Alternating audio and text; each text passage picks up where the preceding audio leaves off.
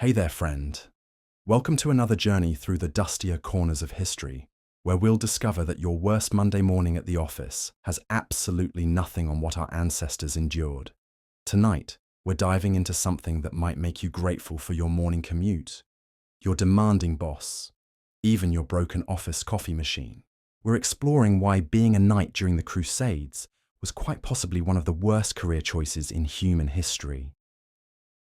Before we begin this tale of medieval misery, I'd love to know where you're tuning in from and what time it is in your corner of the world. There's something oddly comforting about knowing we're all here together, letting history lull us towards sleep. If this kind of storytelling helps you drift off, feel free to subscribe, but only if it genuinely brings you peace. Now, settle in. Pull those blankets a little closer.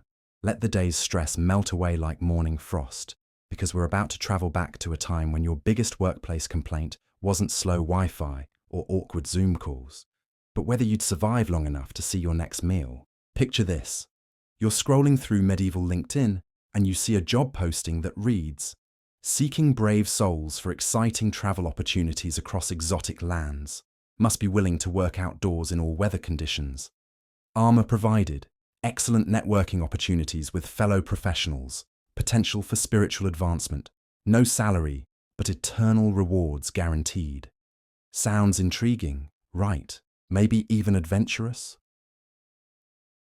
What the posting doesn't mention is that you'll be walking thousands of miles in metal clothing that weighs more than your refrigerator, eating food that would make prison cafeteria meals look gourmet, sleeping on rocks while people try to kill you, and doing all of this while believing that if you die horribly enough, you might just earn your way into heaven.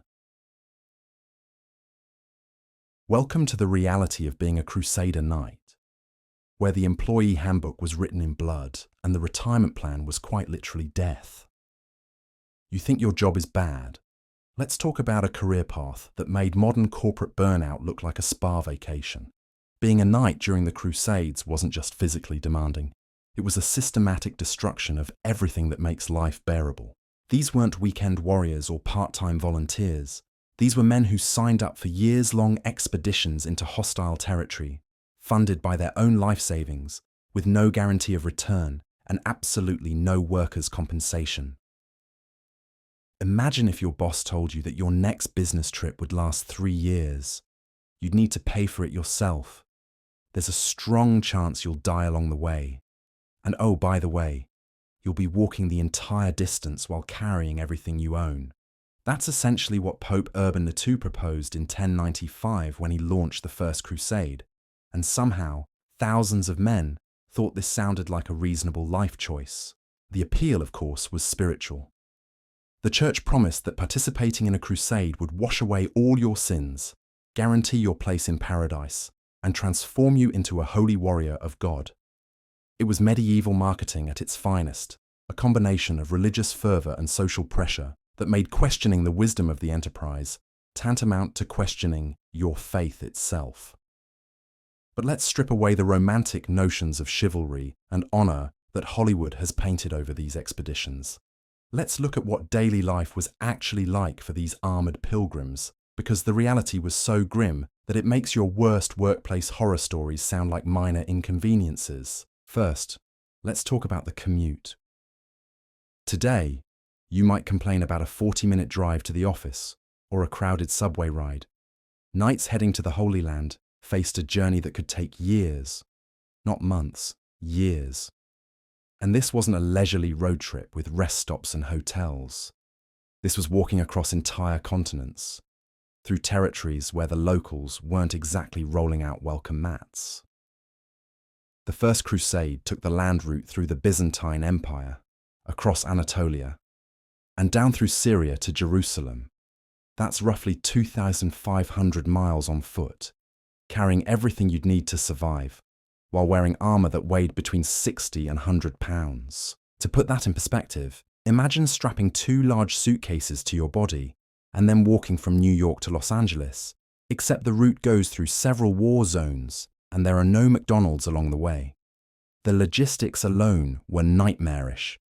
These armies, and they were armies of tens of thousands, had to cross rivers without bridges, navigate mountain passes, and traverse deserts where water was scarce, and the sun could kill you just as efficiently as any enemy sword.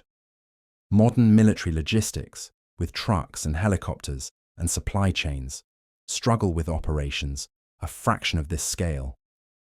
Medieval armies did it with donkeys, determination, and a distressing amount of divine optimism. And unlike modern soldiers, who have supply lines and bases and regular meals, Crusader armies were essentially massive moving cities that had to feed themselves off the land.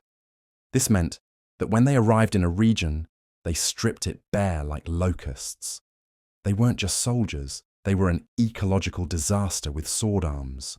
The planning for these expeditions makes modern corporate project management look like a masterclass in efficiency. There was no central command, no unified strategy, no reliable maps.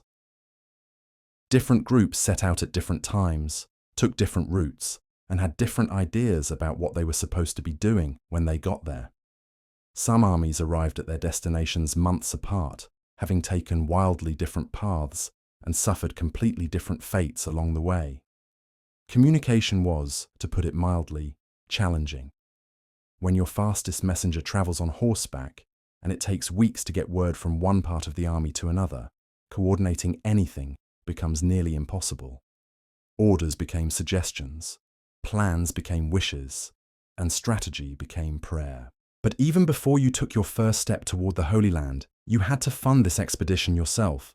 The church might have provided spiritual motivation, but it didn't provide venture capital. Knights had to mortgage their lands, sell their possessions, and basically liquidate their entire lives to afford the equipment, supplies, and provisions needed for a multi-year military campaign. Think about that for a moment. You're essentially being asked to spend your life savings on the privilege of walking across the known world to fight people you've never met for reasons that become less clear the more you think about them. It's like being told that your company retreat this year will cost you your house, your car, and your retirement fund. And oh, there's a significant chance you won't come back. The equipment alone was bankrupting. A full suit of mail armor, weapons, a horse if you could afford one, camping gear, food for months, medical supplies, religious items, spare clothing, and hundreds of other necessities that you'd discover you needed only after you'd already left home. Knights who couldn't afford proper equipment often set out anyway, hoping to acquire what they needed along the way through conquest, trade, or the charity of better-equipped comrades. This created a bizarre economy within the Crusader armies, where a knight's survival often depended less on his fighting ability than on his financial planning. The wealthy could afford better armor, better weapons, better horses, and better food. The poor made do with whatever they could scrape together, which meant they were more likely to die, which meant their equipment became available to others, which created a morbid marketplace where death was just another business opportunity. And here's where it gets really depressing. Many knights never even made it to the fighting. They died of disease, starvation, exposure, or accidents long before they ever saw Jerusalem. The journey itself was so grueling that it served as a kind of brutal selection process, weeding out anyone who wasn't physically and mentally prepared for the horrors that awaited them. The mortality rate during the march was staggering. Historians estimate that for every 10 men who set out on the First Crusade, only about 3 or 4 actually made it to Jerusalem. The rest died along the way, victims not of glorious combat, but of dysentery, typhus, starvation, and the simple grinding wear of walking across a continent in heavy armor. But let's say you were one of the lucky ones. Let's say you survived the journey and actually made it to the Holy Land. Congratulations, your real problems were just beginning.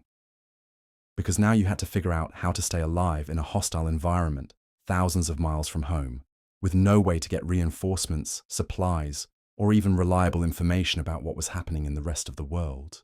The Crusader states that were established in the aftermath of the First Crusade were essentially military colonies surrounded by enemies. The knights who stayed to defend these territories faced decades of constant warfare, not the glorious pitched battles of legend, but grinding sieges, raids, ambushes, and skirmishes that could flare up at any moment without warning. Living in a Crusader castle was like living in a fortress under permanent siege.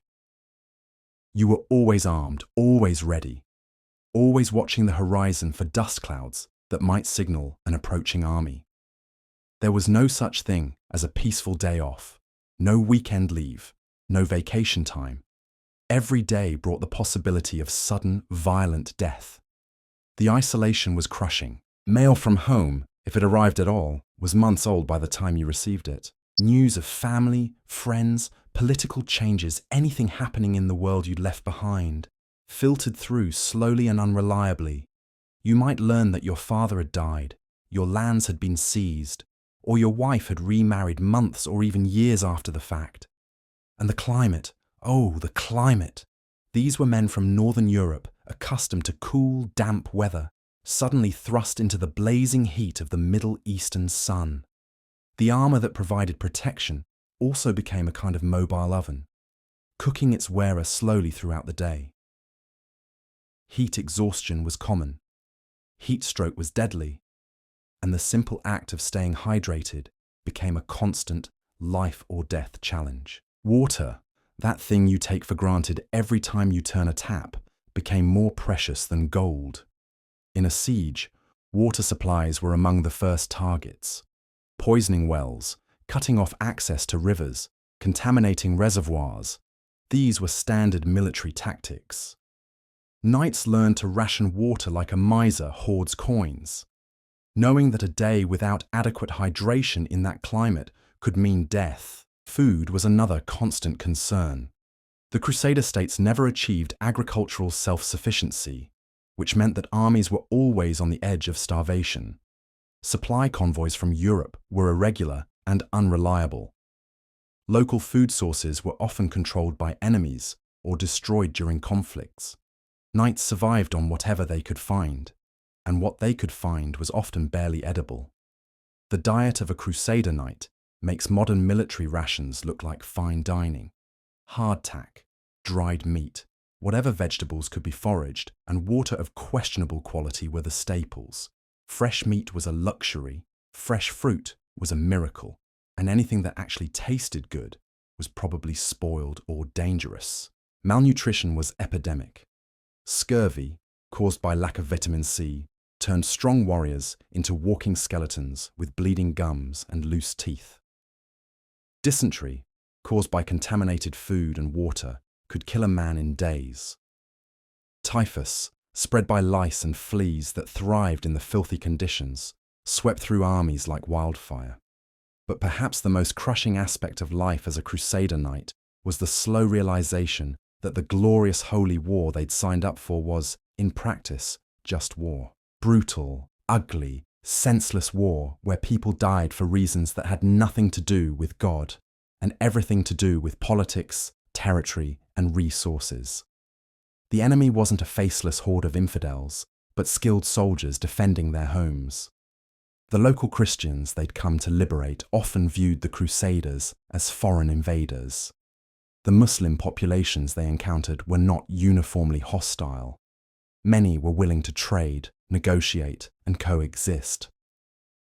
The clear moral lines that had seemed so obvious back in Europe became blurred and complicated when faced with the messy reality of human conflict. Knights found themselves participating in sieges where starvation was used as a weapon against entire cities, including women and children. They witnessed, and sometimes participated in, massacres that had nothing to do with military necessity and everything to do with frustration, fear, and the simple human capacity for cruelty when all restraints are removed. The psychological toll was enormous. These were men who had been raised on ideals of chivalry, honor, and protecting the innocent. They found themselves in situations where survival required abandoning those ideals, where honor became a luxury they couldn't afford, where protecting anyone, including themselves, became increasingly difficult. Depression, what we might now recognize as post-traumatic stress, was common but unnamed and untreated. Knights who had seen too much, done too much, lost too much, simply broke. Some abandoned their posts and tried to make the journey home. Others retreated into religious extremism. Still others simply stopped caring about anything at all. And through all of this, remember, you're not getting paid. There's no salary, no benefits, no pension plan. You're spending your own money, risking your own life, sacrificing your own future, all for the promise of spiritual rewards that you have to take on faith. It's like the ultimate unpaid internship, except instead of fetching coffee, you're laying siege to fortified cities.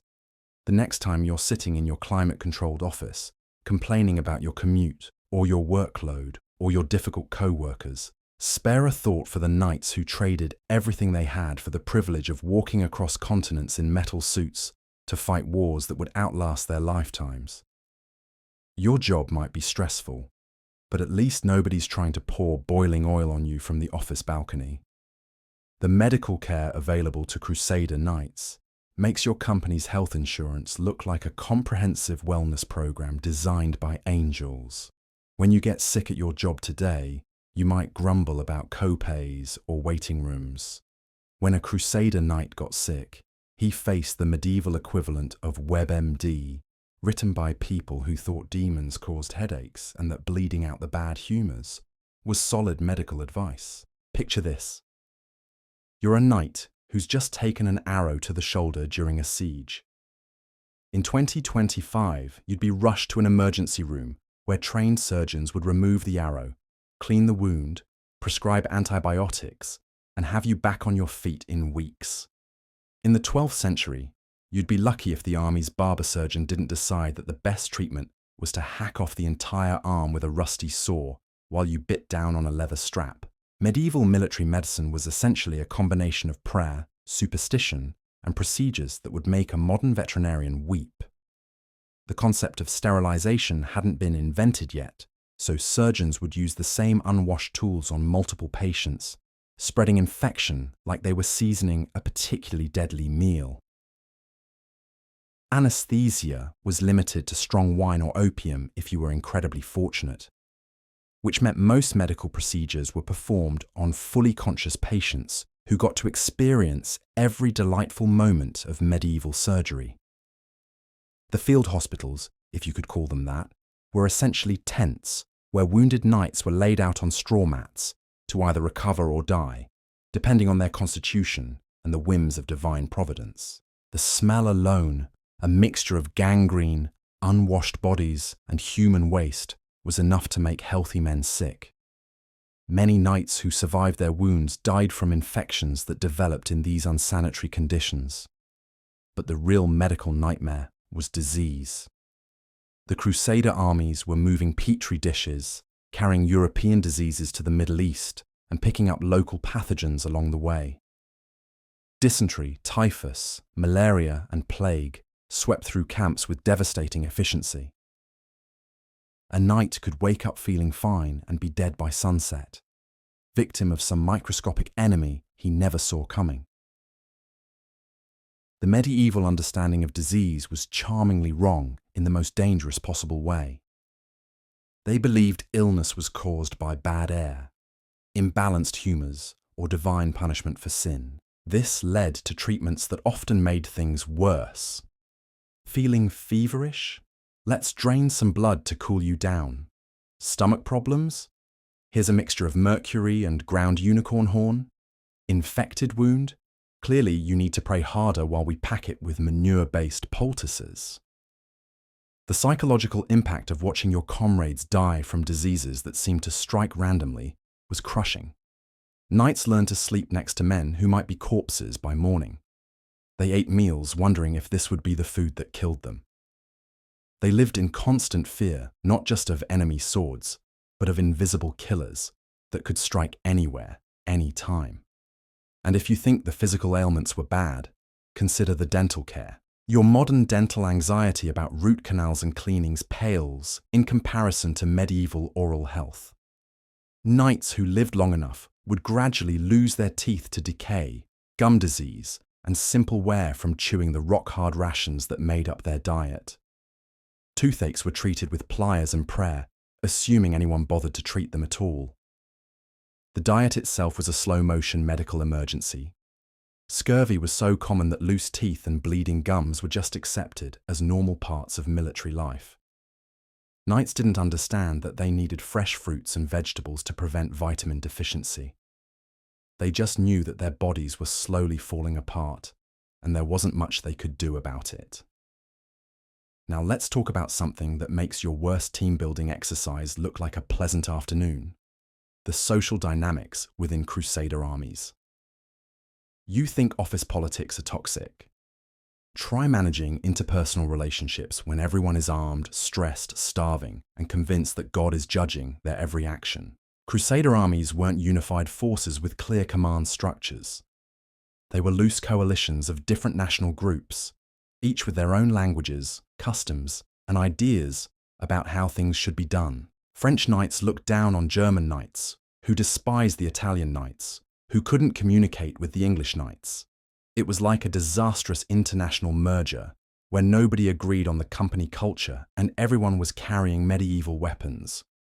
The class distinctions that existed back home became magnified under the stress of campaign life. Wealthy knights with better equipment and supplies formed exclusive cliques, while poorer knights struggled to find acceptance and support. Your ability to survive often depended less on your fighting skills than on your social connections and financial resources. Leadership was a nightmare of competing egos and conflicting loyalties. Multiple nobles claimed authority over the same troops. Orders contradicted each other. Strategic decisions were made by committee, which in medieval armies meant they were made by whoever could shout the loudest or had the most impressive title.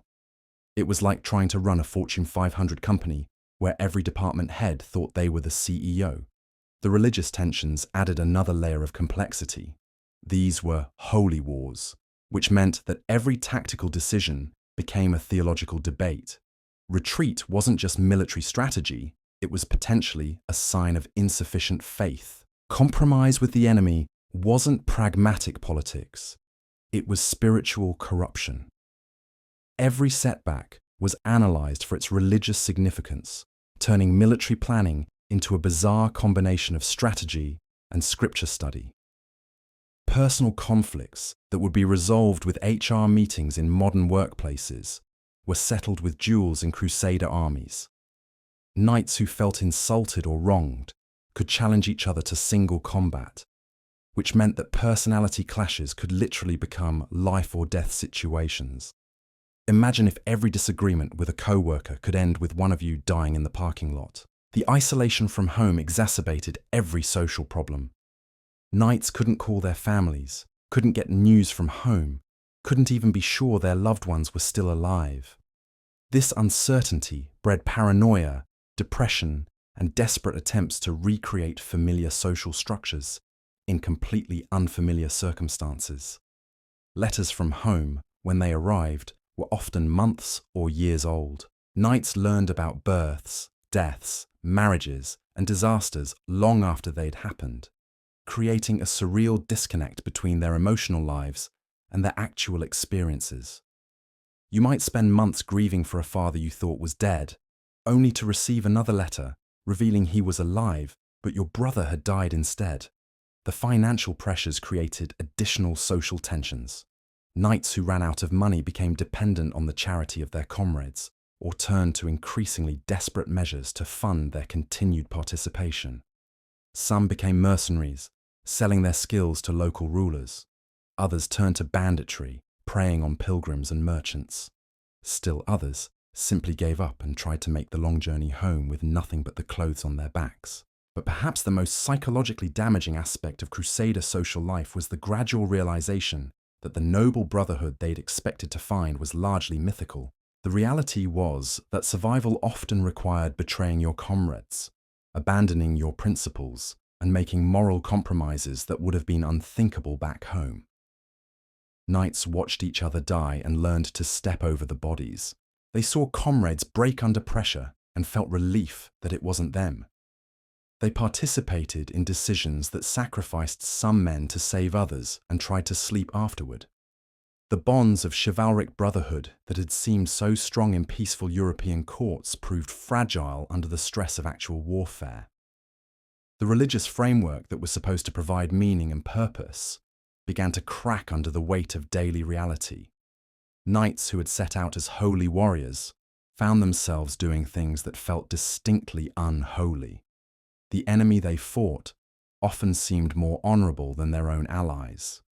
The God they served seemed absent from the battlefields where they were dying. This spiritual crisis was perhaps the cruelest part of the entire experience. These men had given up everything based on religious conviction, only to find their faith tested in ways they'd never imagined. Some responded by becoming more fanatically religious, clinging to increasingly extreme interpretations of their mission. Others quietly abandoned their beliefs while continuing to go through the motions.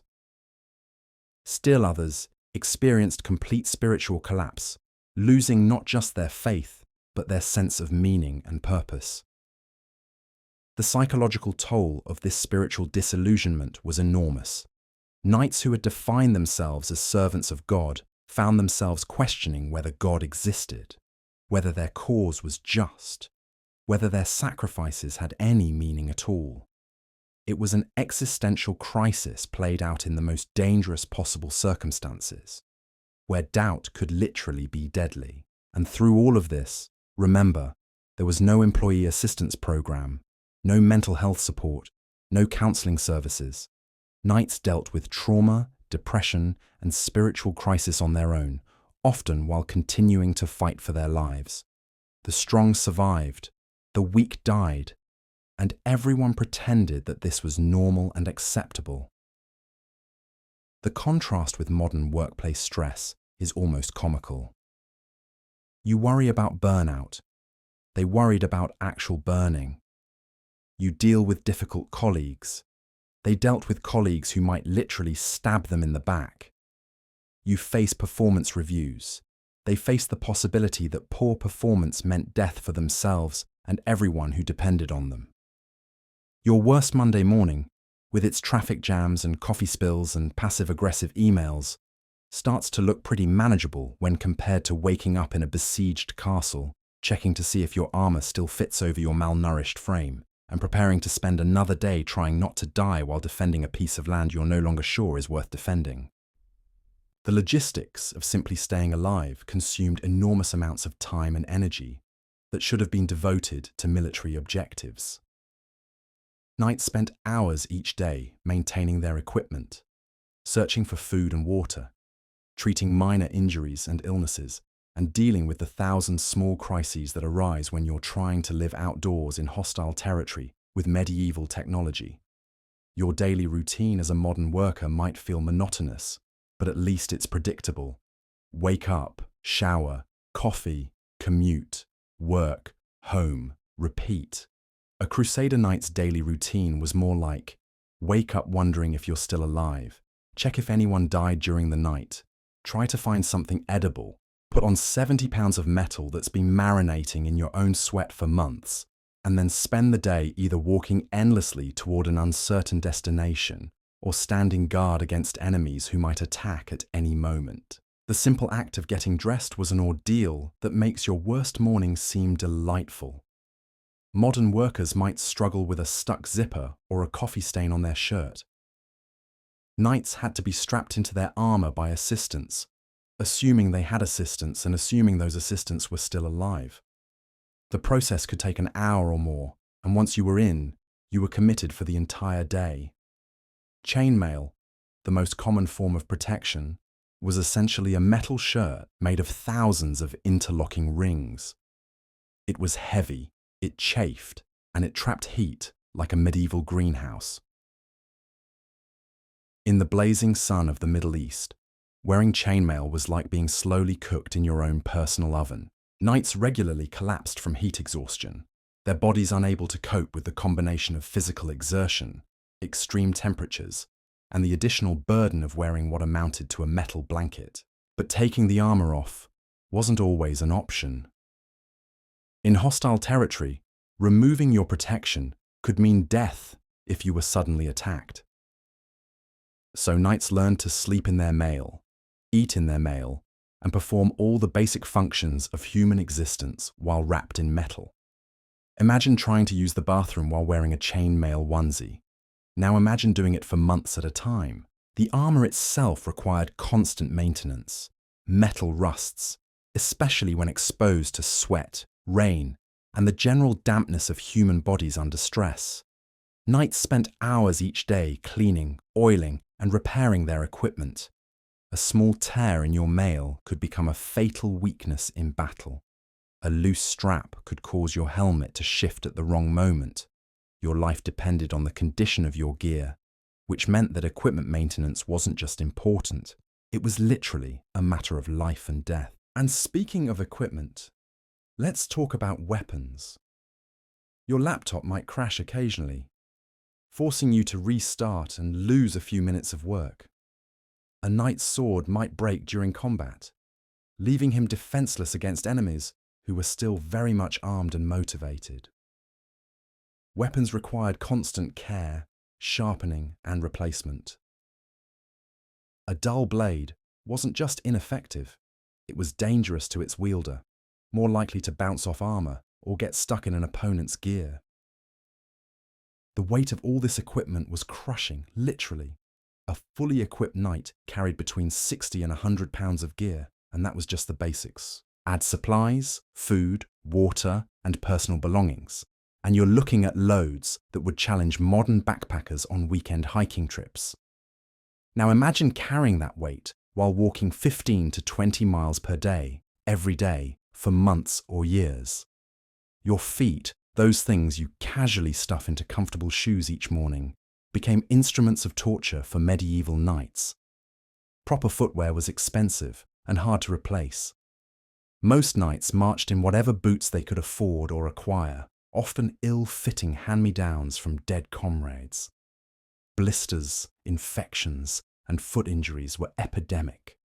Many knights developed permanent damage to their feet and legs from the constant strain of long-distance marching in poor footwear while carrying enormous loads. The pace of travel was determined by the speed of the slowest member of the group, which meant that armies moved at a frustrating crawl.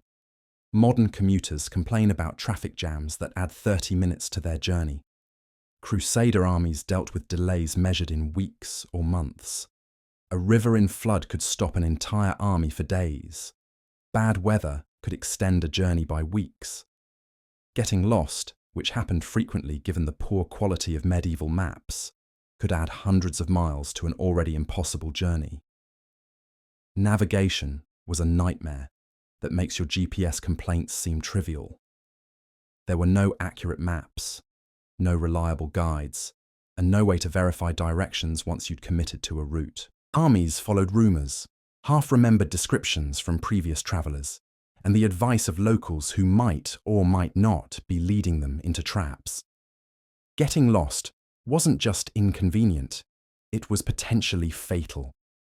Wrong turns could lead armies into deserts where they'd die of thirst, mountains where they'd freeze, or enemy territory where they'd be slaughtered. The communication systems that modern workers take for granted simply didn't exist. No phones, no internet, no radio, no reliable postal service. Messages travelled at the speed of a horse at best, assuming the messenger wasn't killed, captured, or simply lost along the way. Orders from commanders might take days or weeks to reach their intended recipients, by which time the tactical situation had completely changed. This communication breakdown meant that different parts of the same army often had no idea what the other parts were doing. Coordinated attacks became nearly impossible. Strategic planning was more like strategic hoping. Armies blundered into battles they weren't prepared for, missed opportunities they didn't know existed, and made tactical decisions based on information that was days or weeks out of date. The supply chain issues that occasionally disrupt modern businesses were constant, life-threatening crises for Crusader armies. When your office runs out of coffee, it's annoying. When a medieval army ran out of food, people started dying. Supply convoys were targets for enemy raids, vulnerable to weather, and subject to the whims of local rulers who might decide to cut off trade at any moment. Food preservation was a constant challenge that makes your concerns about lunch options seem luxurious. Without refrigeration, most foods spoiled quickly in the heat. Meat had to be heavily salted or smoked, making it nearly inedible, but keeping it from rotting. Bread went mouldy within days. Fresh fruits and vegetables were rare luxuries that most knights saw only occasionally. The water situation was even worse. Clean, safe drinking water was never guaranteed. Rivers could be contaminated by upstream armies. Wells could be poisoned by enemies, and water sources could simply dry up during droughts. Knights learned to drink whatever they could find and hope for the best, knowing that the alternative was death from dehydration. The sanitation conditions in Crusader camps would make modern health inspectors faint. Thousands of men living in close quarters with no understanding of hygiene or disease transmission created perfect breeding grounds for epidemics. Waste disposal was primitive at best, non-existent at worst. The smell alone was enough to knock a person unconscious. Personal hygiene became nearly impossible to maintain. Bathing was rare, soap was scarce, and clean clothes were a luxury. Knights lived in the same garments for months at a time, accumulating layers of dirt, sweat, and worse. The psychological impact of constant filthiness was significant, wearing away at morale and self-respect in ways that compounded all the other stresses of campaign life. Sleep, that thing you might take for granted in your comfortable bed, became a precious commodity that was always in short supply. Knights slept on the ground, in their armor, in all weather conditions, while remaining alert for possible attacks. A good night's sleep meant you weren't awakened by enemy raids, severe weather, or the screams of dying comrades. The beds, when they existed at all, were usually just straw mats, or piles of whatever soft material could be scavenged. Pillows were unheard of. Blankets were shared among multiple men. Privacy was non-existent. The simple act of getting a decent night's rest became a luxury that most knights experienced only rarely. Weather was another enemy that never negotiated, never retreated, and never showed mercy. Modern workers might complain about walking from their car to the office in the rain.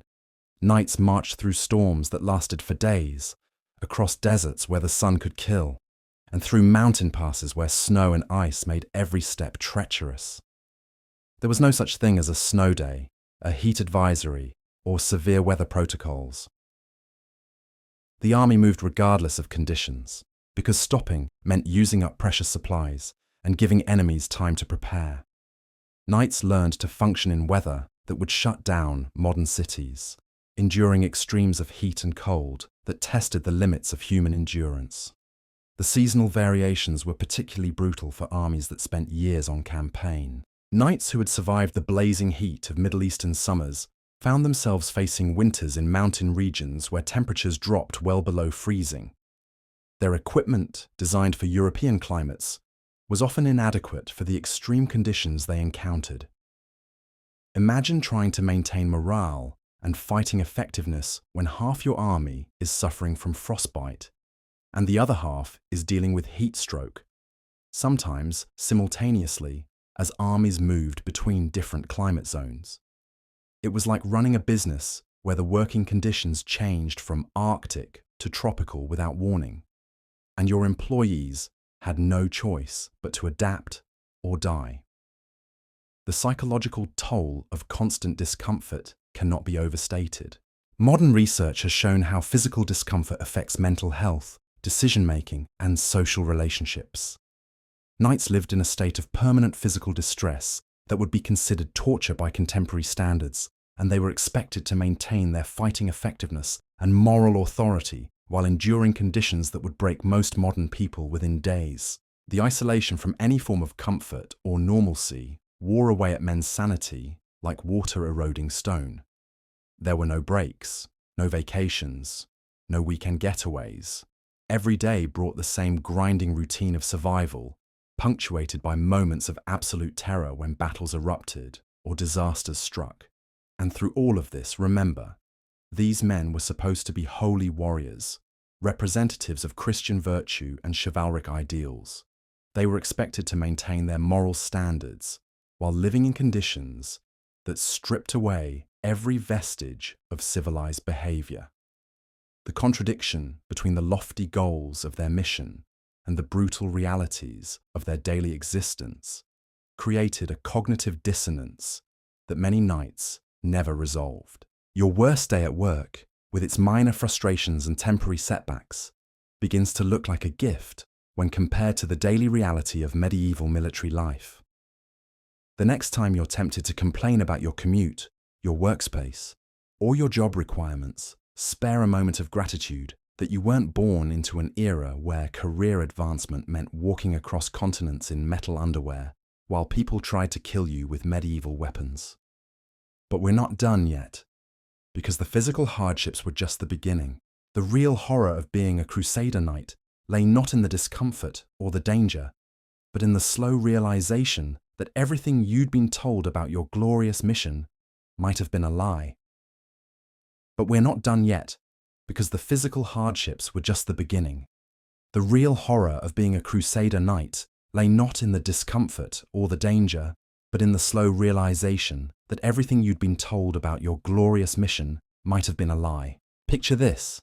You've spent your life savings, walked across Europe, watched half your friends die from dysentery, and finally arrived in the Holy Land, only to discover that the situation on the ground bears absolutely no resemblance to what the recruiting sergeants back home had described. It's like showing up for your dream job only to find out that the company is actually a pyramid scheme. The office is on fire, and your boss has been dead for 6 months, but nobody told HR.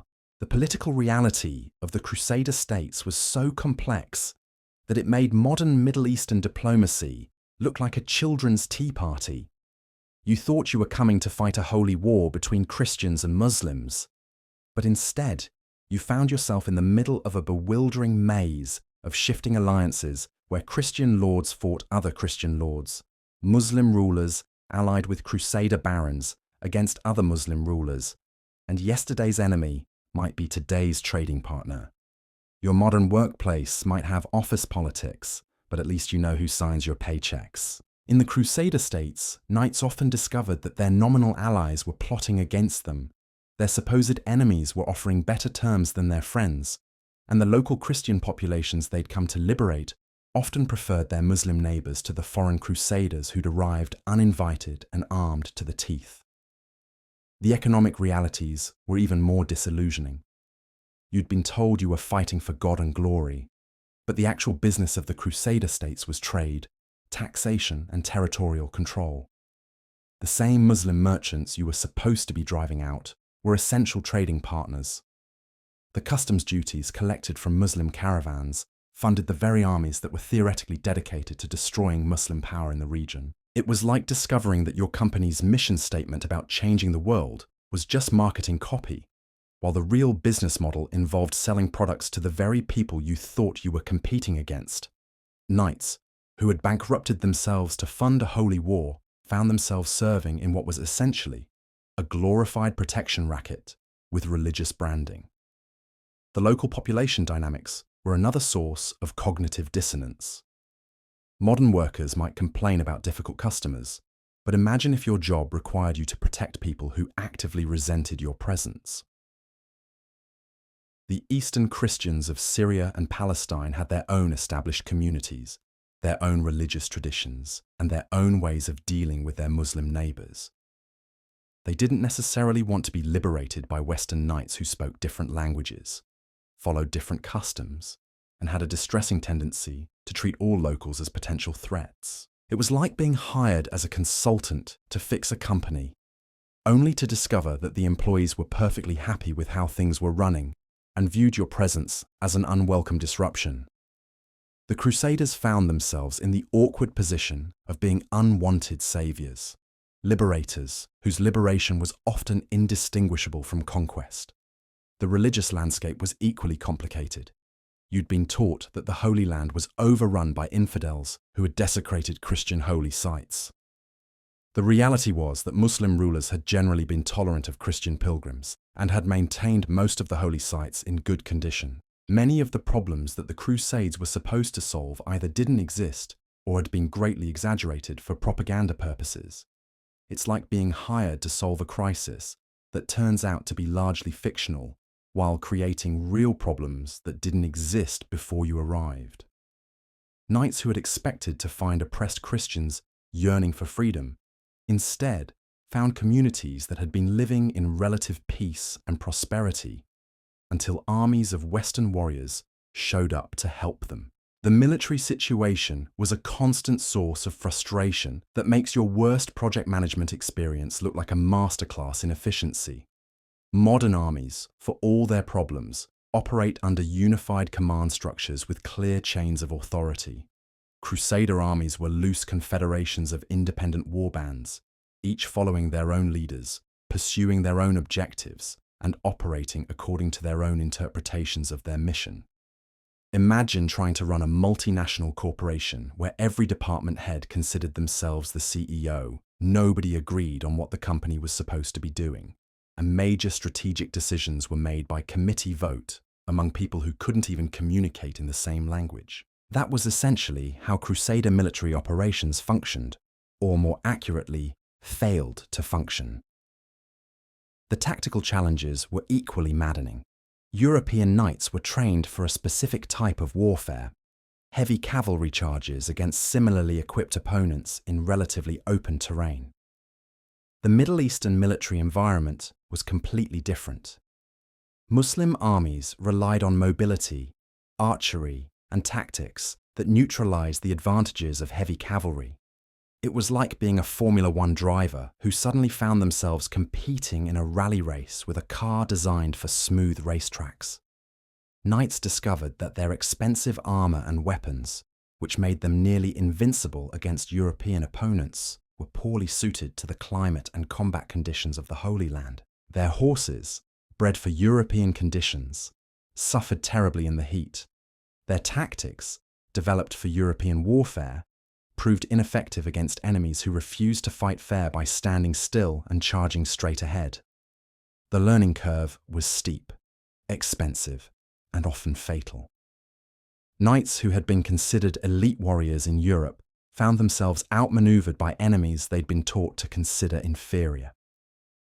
It was a humbling experience that shattered many preconceptions about Western military superiority and cultural dominance. But perhaps the most psychologically damaging aspect of Crusader life was the gradual erosion of the moral certainties that had motivated the entire enterprise. Modern workers might become disillusioned with their company's ethics, but they can usually quit and find another job. Knights who began to question the righteousness of their cause faced a much more complex dilemma. They had invested everything in this mission: their money, their time, their lives, their spiritual well-being. To admit that the entire enterprise was morally questionable meant acknowledging that they had sacrificed everything for nothing. The psychological investment was too great, the sunk costs too enormous for most knights to simply walk away, so they developed elaborate justifications for actions that would have horrified them back home. The massacre of civilians became acceptable if they were defending a besieged city. The betrayal of allies became strategic necessity. The pursuit of personal enrichment became a legitimate reward for faithful service. It was a gradual moral corruption that many knights didn't even recognize until it was too late to reverse. The siege warfare that dominated much of Crusader military activity was particularly morally complex. Modern military ethics, for all their imperfections, at least recognize the principle of proportionality and the protection of civilians. Medieval siege warfare was a different beast entirely, where starving an entire city into submission was considered a legitimate tactic, regardless of how many non-combatants suffered and died. Knights found themselves participating in sieges that lasted months or years, watching as the defenders slowly starved, while knowing that surrender would often mean massacre for the survivors. The psychological toll of this kind of warfare, where victory required the systematic destruction of entire communities, was enormous. The aftermath of successful sieges was often even worse than the siege itself. Starving, frustrated armies were turned loose on captured cities with predictable results.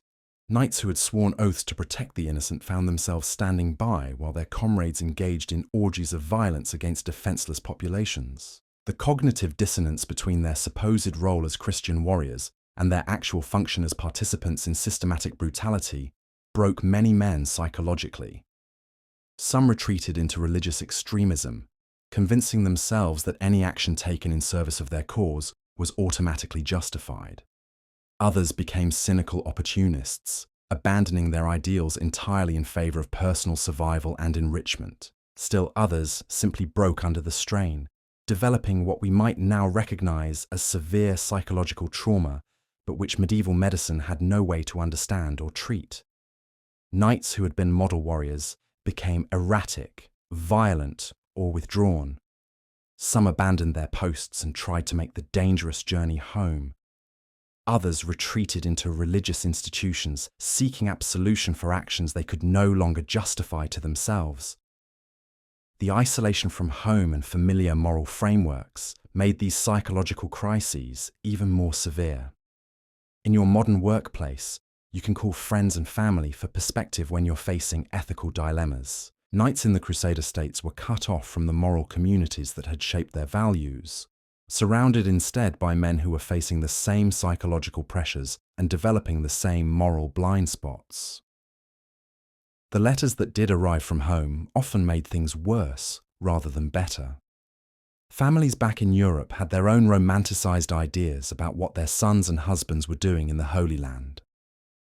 They expected tales of glorious victories and heroic deeds, not the grim reality of prolonged guerrilla warfare and moral compromise. Knights learned to lie in their letters home, creating fictional accounts of their experiences that matched their family's expectations rather than describing what was actually happening. This created another layer of psychological isolation, as they became cut off, not just physically, but emotionally from the people who might have provided moral support and guidance. The financial pressures added another dimension to the moral corruption. Knights who had spent their life savings on the journey to the Holy Land faced the choice between bankruptcy and engaging in activities that might provide the resources needed to continue their mission, or at least to survive long enough to make it home. Ransom-taking became a major source of income, turning warfare into a kind of kidnapping enterprise, where the goal was not to defeat enemies, but to capture them alive and extract payment for their release. This created perverse incentives where knights might spare wealthy opponents while killing poor ones, or where military decisions were based on potential profit rather than strategic necessity. The treatment of prisoners became another moral quagmire. The traditional chivalric code called for the humane treatment of captured enemies, but the practical realities of campaign life made this nearly impossible. Feeding and guarding prisoners required resources that armies didn't have. The alternative was often execution, justified as military necessity, but experienced as moral compromise by men who had been raised to believe in mercy and honor. The slave trade that flourished in the aftermath of successful military campaigns provided another source of income and another source of moral corruption. Knights who had sworn to protect the innocent found themselves participating in markets where human beings were bought and sold like livestock. The sexual violence that accompanied military campaigns was yet another source of psychological damage. The church preached sexual purity and the protection of women, but armies filled with men who had been separated from their families for years and who lived in constant danger developed their own brutal standards of behavior. Knights learned to look the other way when their comrades engaged in activities that violated everything they had been taught about proper conduct. The alternative was to confront men who were armed, desperate, and operating under extreme stress, which could easily lead to violence within the ranks. The religious framework that was supposed to provide moral guidance proved inadequate to address the complex ethical challenges of actual warfare. The simple dichotomy between good and evil that had motivated the initial crusading impulse broke down when confronted with the messy realities of human conflict. Muslim opponents often displayed the same virtues of courage, honor, and piety that Christians claimed as their own. Christian allies often proved treacherous, cowardly, or cruel. The moral lines that had seemed so clear back in Europe became hopelessly blurred in the heat and dust of the Middle Eastern battlefields. The chaplains who accompanied the armies were often as confused and compromised as the knights they were supposed to guide. They had to provide religious justification for actions that seemed to contradict basic Christian teachings about love, mercy, and justice. The theological gymnastics required to reconcile religious ideals with military necessities often resulted in interpretations of Christian doctrine that would have been considered heretical in more peaceful circumstances. The long-term psychological consequences of these experiences were severe and lasting. Knights who eventually made it home often found that they could not readjust to civilian life. They had seen and done things that changed them permanently, creating a gulf between them and the communities they had left behind. Many suffered from what we would now recognize as post-traumatic stress disorder, though medieval medicine had no understanding of psychological trauma. They experienced nightmares, flashbacks, and emotional numbness that made normal social relationships impossible. Some became violent and unpredictable, unable to function in peaceful society. Others retreated into religious extremism, joining monastic orders or dedicating themselves to increasingly rigid interpretations of Christian doctrine. Still others became wanderers, unable to settle down anywhere because no place felt like home after the intensity and horror of their crusading experiences. The families of returning Crusaders often found that their loved ones had become strangers. Men who had left as sons, husbands, and fathers returned as damaged veterans who could not or would not discuss their experiences. The psychological distance created by years of separation was compounded by the moral distance created by participation in activities that could not be shared with civilian family members. Your worst workplace trauma, whether it's a toxic boss, a failed project, or even corporate downsizing, pales in comparison to the systematic psychological destruction that awaited men who thought they were signing up for a holy war, but found themselves trapped in a generational conflict that destroyed their moral foundations, along with their physical health. The next time you're feeling overwhelmed by the ethical complexities of modern work life, remember the knights who faced choices between their spiritual salvation and their physical survival, who had to choose between honoring their oaths and protecting their sanity, who discovered that the greatest enemy they faced was not any external opponent, but the gradual corruption of their own moral compass. Being a knight during the Crusades wasn't just physically dangerous or financially ruinous. It was a systematic assault on everything that made life meaningful, a slow-motion destruction of moral certainty that left survivors questioning not just their mission, but their entire understanding of right and wrong. It was, quite literally, a job that could cost you your soul. And if you survived all of that psychological devastation, if you somehow managed to hold on to some shred of your sanity and moral compass, you still faced the ultimate nightmare that makes every modern workplace complaint seem laughably trivial: the journey home. Because in the medieval world, quitting your job wasn't as simple as submitting your 2 weeks' notice and cleaning out your desk. It was a multi-year expedition across hostile continents with no GPS, no AAA roadside assistance, and absolutely no guarantee that home would still exist when you finally arrived. Think your commute is bad?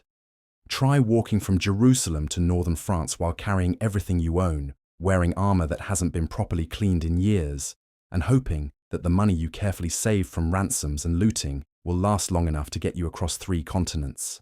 Modern workers complain about flight delays and traffic jams. Crusader knights faced the prospect of retracing their steps across thousands of miles of territory that had become significantly more hostile since they'd first passed through. The political landscape of Europe had a nasty habit of shifting dramatically, while knights were away playing holy warrior in the Middle East. Kings died, borders changed, alliances shifted, and what had been safe passage through friendly territory on the way out might now be a death trap, controlled by enemies who remembered exactly how those same knights had behaved during their initial journey. Local populations along the return routes had learned to fear and hate Crusader armies. The first time through, they might have provided grudging hospitality to armed pilgrims claiming to serve God. By the time those same warriors were limping home, often laden with stolen goods, and displaying the hardened brutality that years of warfare had etched into their faces, the welcome mats had been permanently withdrawn. Villages that had once offered food and shelter now barred their gates at the first sight of returning Crusaders. Local lords, who had previously granted safe passage, now saw opportunity in attacking weakened bands of knights who were far from home and carrying whatever wealth they'd managed to accumulate during their campaigns. The journey home became a gauntlet of bandits, hostile locals, and opportunistic nobles who viewed returning Crusaders as walking treasure chests. The physical condition of most returning knights made modern workplace burnout look like a mild case of the Monday blues. These were men who had spent years in conditions that would violate every occupational safety regulation ever written. They suffered from malnutrition, untreated injuries, chronic diseases, and psychological trauma that medieval medicine couldn't even begin to address. Many knights started the journey home already dying from wounds or illnesses that would have been treatable with modern medicine, but were essentially death sentences in the 12th century. They walked across continents while their bodies slowly failed, driven by the desperate hope that they might see their families one more time before succumbing to infections that were eating them alive from the inside. The gear that had once marked them as elite warriors was now a collection of battered, rusted relics that provided more burden than protection. Armor that had been dented by enemy weapons, weakened by years of use, and patched with whatever materials could be scavenged along the way. Weapons that had been nicked and dulled by countless battles, held together with improvised repairs that might fail at any moment. Horses, if they still had them, were often in worse condition than their riders. The magnificent war horses that had carried knights to glory were now scarred, lame, and exhausted beasts that could barely manage the daily march, let alone carry a fully armed warrior into battle. Many knights found themselves walking alongside animals that had once been symbols of their status and wealth. The social dynamics of the return journey created problems that make modern team dysfunction look like minor personality conflicts. Knights who had fought together, suffered together, and survived together now faced the challenge of making it home with whatever resources they had left. Trust, already strained by years of warfare, often broke down completely when survival depended on sharing dwindling supplies. Arguments over food, water, and the pace of travel could escalate into violence between men who were armed, desperate, and operating on the edge of psychological collapse. Knights who had been comrades in arms found themselves competing for resources, forming alliances against former friends, and sometimes abandoning wounded companions who might slow down the group. The financial mathematics of the return journey were often impossible to solve. Knights who had spent everything to fund their initial expedition now faced the prospect of funding an equally expensive return trip with whatever they'd managed to acquire during their campaigns. The wealth that some knights had accumulated through ransoms, looting, and trading was often inadequate to cover the costs of a multi-year journey across hostile territory. Many knights found themselves selling their equipment piece by piece along the way, trading their weapons and armor for food and passage. By the time they neared home, they were often indistinguishable from common beggars, having pawned away everything that had once marked them as members of the warrior elite. The seasonal timing of the return journey could mean the difference between life and death in ways that make modern weather complaints seem absurd. Knights who started their homeward journey at the wrong time of year might find themselves trapped by winter weather in mountain passes where they would freeze to death, or caught in desert regions during the hottest months where they would die of heat exhaustion. There was no weather service to consult, no reliable seasonal forecasts, and no way to predict what conditions they might encounter hundreds of miles ahead. Knights made their best guesses about timing and weather patterns, knowing that a mistake could kill them just as efficiently as any enemy sword. The navigation challenges that had plagued the initial journey to the Holy Land were even worse on the return trip. Maps, if they existed at all, were often inaccurate or outdated. Local guides were expensive and not always trustworthy.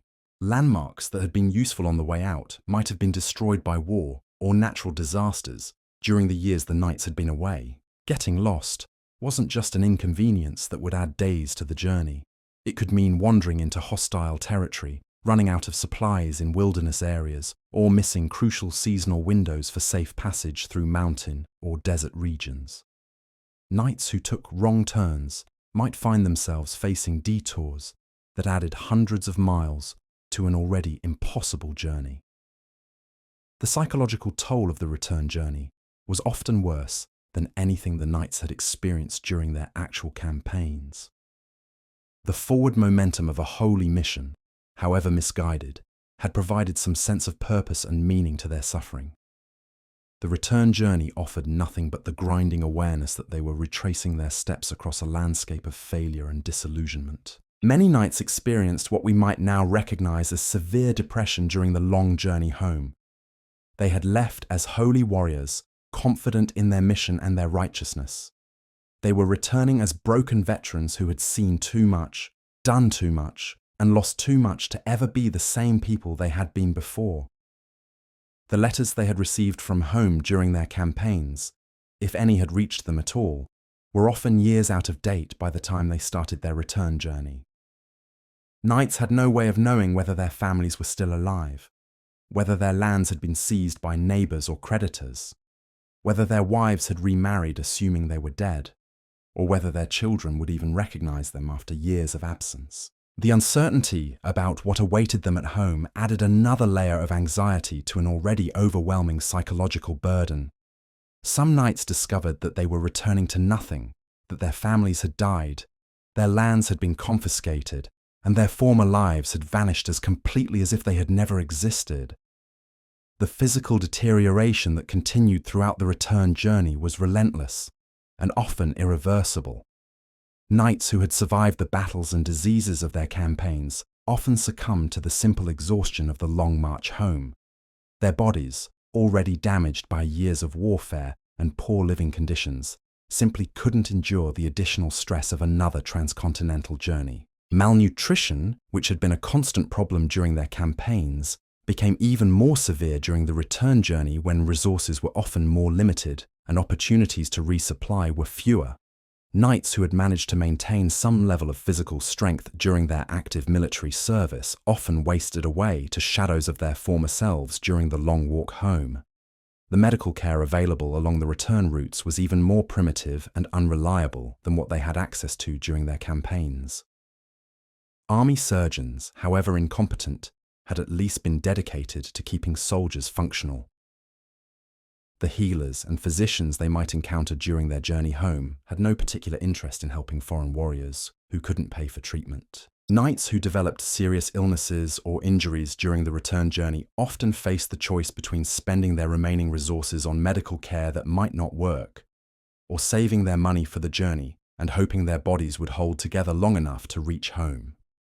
Many chose to endure pain and sickness that would have been intolerable under normal circumstances, driven by the desperate hope that they might receive proper treatment once they reached familiar territory. The social isolation of the return journey was crushing in ways that modern remote work can't begin to approximate. These men had been cut off from their families and communities for years, living in an alien environment among people who spoke different languages and followed different customs. The journey home should have been a gradual reintegration into familiar culture and society, but instead it was often just more isolation in different landscapes. The languages spoken along their route might be different from what they remembered. The customs and social norms might have evolved during their absence. The political and economic systems they had known might have changed beyond recognition. Knights returning after years of absence often felt like foreigners in their own lands, unable to reconnect with communities that had moved on without them. The guilt and shame that many knights carried about their experiences during the Crusades became almost unbearable during the long journey home. Away from the immediate pressures and distractions of military campaigns, they had time to reflect on what they had done, what they had witnessed, and what they had become. Many knights experienced intrusive memories and nightmares that made sleep difficult or impossible. They relived traumatic experiences over and over again, unable to escape the psychological aftermath of years of violence and moral compromise. The isolation of the journey home provided no distractions from these psychological torments, no comrades to share the burden, no immediate dangers to focus their attention elsewhere. The religious crisis that many knights experienced during their campaigns often intensified during the return journey. The simple faith that had motivated their initial departure seemed naive and foolish in light of what they had experienced. The God they had served seemed absent from their suffering. The church that had promised them salvation in exchange for their service seemed like a distant institution that had never understood the reality of what it was asking them to do. Some knights abandoned their faith entirely during the long journey home, concluding that the entire religious framework that had shaped their lives was either false or irrelevant. Others retreated into increasingly rigid and extreme interpretations of Christian doctrine, desperately trying to find some theological justification for their experiences that would allow them to maintain their sanity. Still others developed a kind of spiritual numbness, going through the motions of religious observance without any real conviction or emotional investment. They prayed because it was expected, attended religious services when they were available, and followed religious customs out of habit rather than belief. The economic realities that awaited them at home often proved to be the final crushing blow that destroyed whatever hope had sustained them through their ordeals. Knights who had mortgaged their lands to fund their expeditions often returned to discover that their property had been seized by creditors or claimed by neighbours who had assumed they were never coming back. The political connections and social networks that had defined their pre-Crusade lives had often shifted or dissolved during their absence. Noble patrons had died or fallen from favour, military alliances had changed, economic opportunities had disappeared. Knights who had left as respected members of the aristocratic community often returned to find themselves politically and socially irrelevant. The skills that had made them valuable before their departure were often obsolete by the time they returned. Military technology and tactics had evolved. Political structures had changed. Economic systems had developed in new directions. Knights who had been away for years often found that they were no longer qualified for the roles they had once filled with distinction. The families they returned to, if they still existed, were often composed of strangers who had grown and changed during their absence. Children who had been toddlers when their fathers left for the Crusades were now teenagers or young adults who had no meaningful memories of their absent parents. Wives who had been forced to manage estates and raise families alone for years had developed independence and capabilities that didn't necessarily mesh well with traditional gender roles. The psychological distance between returning knights and their families was often unbridgeable. Men who had been shaped by years of violence and trauma found it impossible to relate to family members who had continued living peaceful, civilian lives. The experiences that had defined their recent years couldn't be shared with people who had no frame of reference for understanding them. Many knights discovered that they had become psychologically incompatible with the peaceful domestic life they had once taken for granted. The hypervigilance and emotional numbness that had helped them survive in combat situations made normal family relationships difficult or impossible. They couldn't relax, couldn't trust, couldn't experience joy or contentment in ways that allowed them to function as husbands and fathers.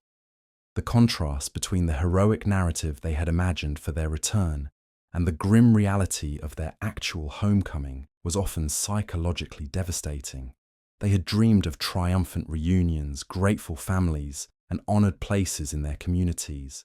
Instead, they often found indifference, resentment, and a world that had moved on without them. The physical disabilities that many knights carried home with them created additional barriers to reintegration. Medieval society had no concept of disability rights or accommodation.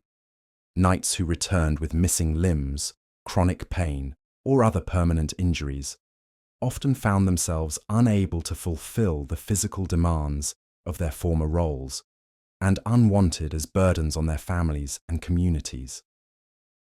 The economic burden of caring for disabled veterans fell entirely on their families, with no social support systems or government assistance programs.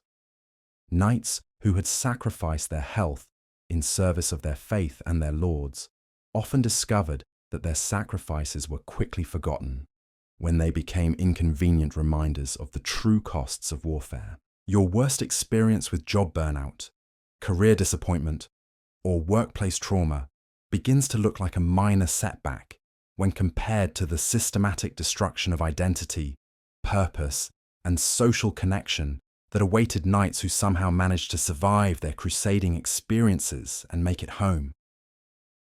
Modern workers who feel disconnected from their communities or disillusioned with their careers can seek therapy, change jobs, or relocate to new environments.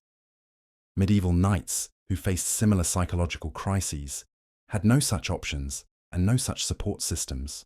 The next time you're tempted to complain about your difficult return from a business trip, your challenging reintegration after a leave of absence, or your struggles to maintain work-life balance, remember the knights who spent years walking back across continents, carrying the weight of experiences they could never share, returning to homes that no longer felt like home, to families who had become strangers, to communities that had no place for the broken men they had become. Being a knight during the Crusades wasn't just a bad job with poor working conditions and questionable management.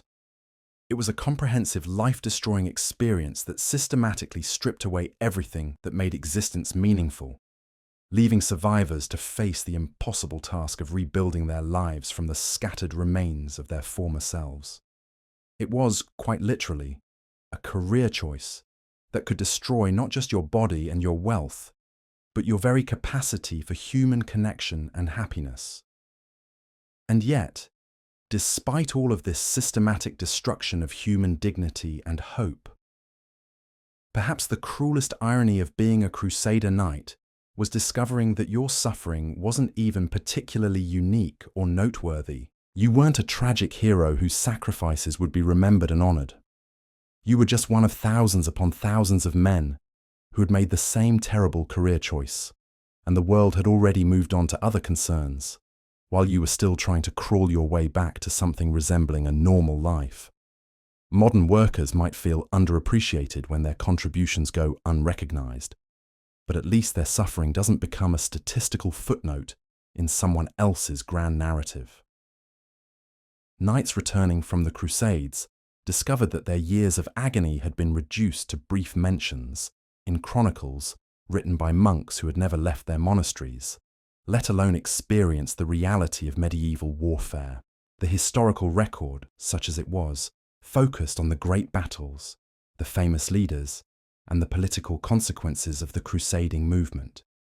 The individual experiences of common knights, their personal struggles and private agonies, were considered unworthy of detailed documentation. You could sacrifice everything, endure years of horror, and lose your sanity in service of what you'd been told was the most important cause in human history, only to discover that history would remember you as a nameless member of an army, if it remembered you at all. Think about that for a moment. Your modern career disappointments, however crushing they might feel, at least exist in a world where individual experiences matter, where personal narratives have value, where someone might care about your story even if it doesn't make headlines. Medieval knights lived and died in a world where their individual humanity was completely subordinated to abstract political and religious goals that they barely understood. The bureaucracy that managed the crusading enterprise makes modern corporate inefficiency look like a masterpiece of organizational design. The church, which served as the primary recruiting and motivational apparatus for these expeditions, operated according to theological principles that had nothing to do with practical military realities. Popes issued grand proclamations about holy wars while having absolutely no understanding of what those wars would actually entail for the people who fought them. It was like working for a company where the executive team made strategic decisions based entirely on theoretical models, without any input from the employees who would have to implement those decisions, or any consideration of whether the decisions were actually feasible in the real world. Except in this case, the consequences of poor management decisions weren't just missed quarterly targets or reduced bonuses. They were death, dismemberment, and psychological destruction on a massive scale. The disconnect between the rhetoric and the reality was so complete that it verged on the surreal. Church leaders spoke eloquently about the spiritual benefits of crusading while remaining safely ensconced in European monasteries and cathedrals. They wrote treatises on the theology of holy war while having no personal experience of what war actually involved. They promised divine rewards for earthly suffering while carefully avoiding any of that suffering themselves. Modern workers might complain about executives who make decisions from ivory towers, but at least those executives aren't claiming divine authority for their corporate strategies. Medieval knights served under a management structure that literally claimed to speak for God, while demonstrating a level of incompetence that would get them fired from any modern organization within weeks. The quality control systems for crusading expeditions were essentially non-existent. There was no screening process to determine whether volunteers were physically, mentally, or financially prepared for what they were undertaking. There was no training program to prepare them for the realities they would face. There was no support system to help them cope with the inevitable trauma and disillusionment. Anyone who claimed religious motivation and could afford basic equipment was welcomed into the ranks, regardless of their actual qualifications or suitability for military service. It was like a company that hired anyone who walked through the door, gave them no training, provided no supervision, and then sent them out to handle the most challenging and dangerous assignments the organization faced. The result was armies filled with men who had no business being soldiers, led by commanders who had no business being leaders, pursuing objectives that had no basis in realistic strategic thinking. The casualty rates reflected this fundamental organizational dysfunction, with mortality levels that would shut down any modern enterprise within days. But perhaps the most psychologically damaging aspect of the entire crusading system was the way it weaponized hope against the very people it claimed to serve. Modern toxic workplaces might promise career advancement or financial rewards that never materialize, but they don't typically promise eternal salvation in exchange for temporal suffering. The church's recruitment strategy for the Crusades was essentially a massive spiritual Ponzi scheme that promised infinite rewards for finite sacrifices, while carefully avoiding any specific timelines or measurable outcomes. Knights were told that their suffering would be transformed into glory, that their earthly losses would be compensated by heavenly gains, that their temporal sacrifices would earn them eternal rewards. This created a psychological trap that was almost impossible to escape. No matter how horrible their experiences became, knights could always be told that their suffering was a test of faith, that their trials were purifying their souls, that their agony was evidence of their spiritual progress. Any doubt or complaint could be reframed as a failure of religious conviction rather than a reasonable response to unreasonable circumstances. It was like working for a company that responded to every legitimate workplace concern by questioning your commitment to the corporate mission, that treated every safety complaint as evidence of insufficient team spirit, that transformed every reasonable request for better working conditions into a test of your dedication to the organizational vision. The gaslighting was systematic and institutional. Knights who questioned the wisdom or morality of their mission were told they were suffering from spiritual weakness. Knights who complained about conditions were accused of insufficient faith. Knights who wanted to abandon their posts were condemned as cowards and traitors to God. This psychological manipulation made it nearly impossible for knights to process their experiences in healthy ways. They couldn't acknowledge the full extent of their suffering without simultaneously acknowledging that they had been duped by the very religious authorities they had been taught to trust absolutely. They couldn't admit that their mission was misguided without admitting that they had wasted their lives on a lie. The cognitive dissonance created by this situation was crushing. Knights found themselves trapped between the evidence of their own experiences, which suggested that the crusading enterprise was a humanitarian and strategic disaster, and their religious conditioning, which insisted that questioning the enterprise was tantamount to questioning God himself. Modern workers who find themselves in toxic situations can at least seek outside perspectives, consult with friends and family, or access resources that help them understand what they're experiencing. Medieval knights were isolated in communities where everyone shared the same delusional framework, where dissent was treated as heresy, and where outside perspectives were dismissed as enemy propaganda. The support systems that might have helped knights cope with their trauma were either non-existent or actively harmful. The chaplains who accompanied the armies were part of the same institutional structure that had created the problems in the first place. They offered spiritual counseling based on the same theological assumptions that had motivated the Crusades, which meant that their advice typically involved encouraging knights to endure more suffering, rather than questioning why they were suffering in the first place.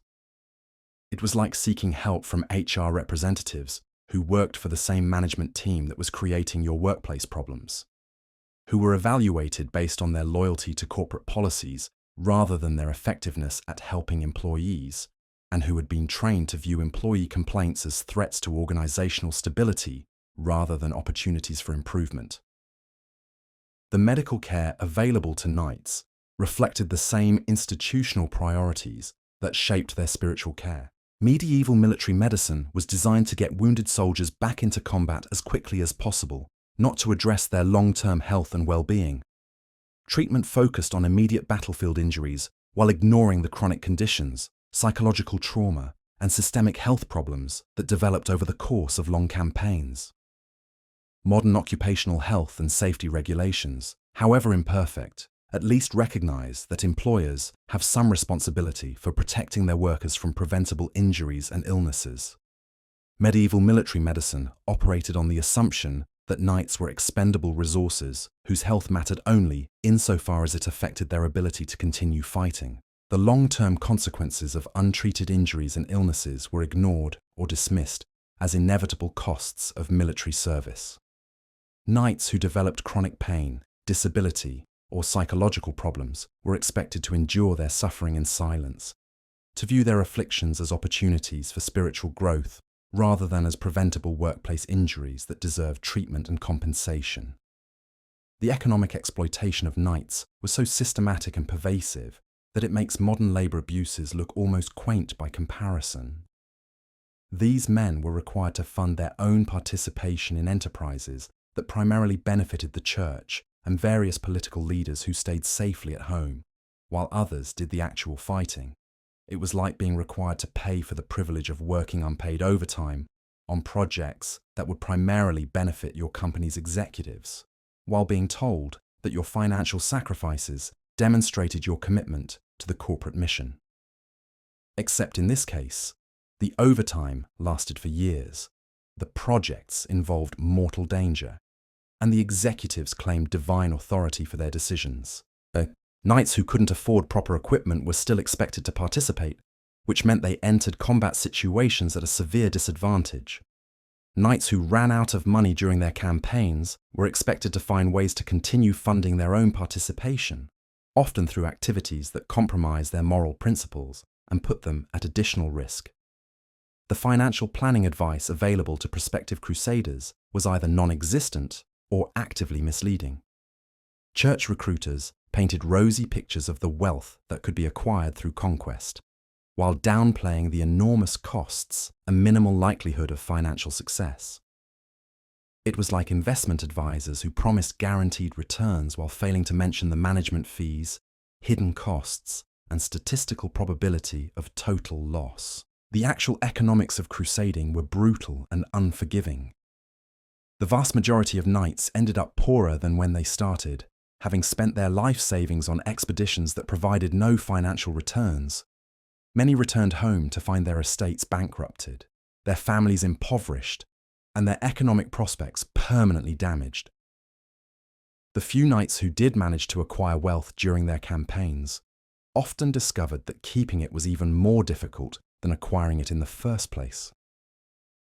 The journey home was expensive and dangerous, with numerous opportunities for bandits, corrupt officials, and unscrupulous merchants to separate returning Crusaders from whatever resources they had managed to accumulate. The legal protections that modern workers take for granted were completely absent from the crusading experience. There was no workers' compensation for injuries sustained during campaigns.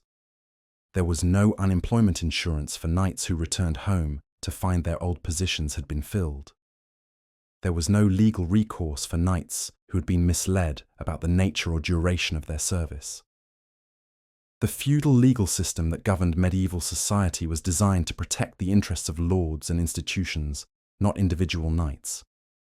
A knight who felt he had been wronged by his commanders or by the church had essentially no legal standing to seek redress. Complaints could be dismissed as evidence of disloyalty, and persistent complainers could face punishment for undermining morale or questioning legitimate authority. Modern employment law, however imperfect, at least recognizes that workers have certain rights and that employers have certain obligations. Medieval knights served under a system where their rights were essentially non-existent and their obligations were unlimited. They could be commanded to undertake any mission, regardless of its danger or feasibility.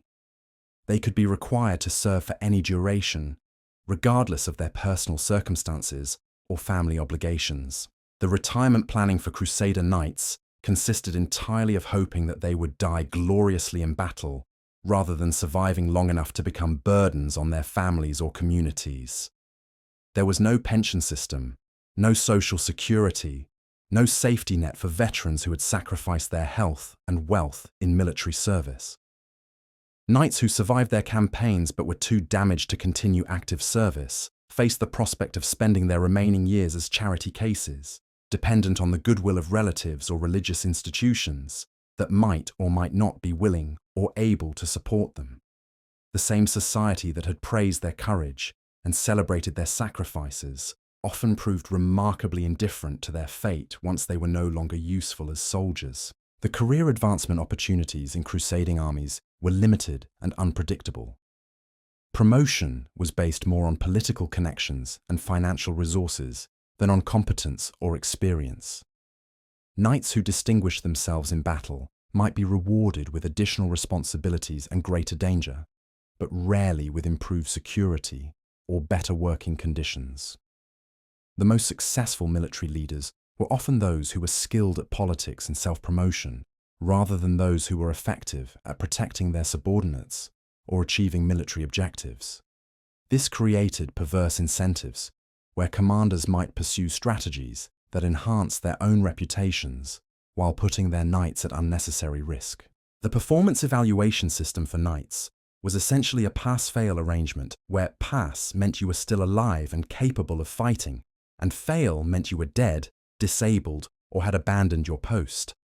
There was no constructive feedback, no professional development opportunities, no career counselling to help knights understand how their skills might translate to other opportunities. The work-life balance for Crusader knights was non-existent in ways that make modern complaints about long hours seem trivial. These men were on duty 24 hours a day, 7 days a week, for years at a time. There were no weekends, no vacation days, no sick leave, no personal time.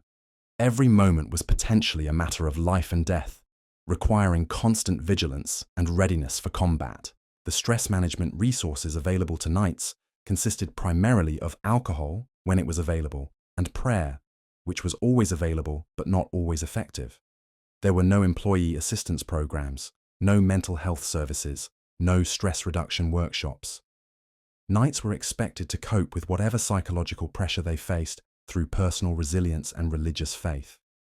The social isolation that came with crusading service was more complete and devastating than anything experienced by modern remote workers.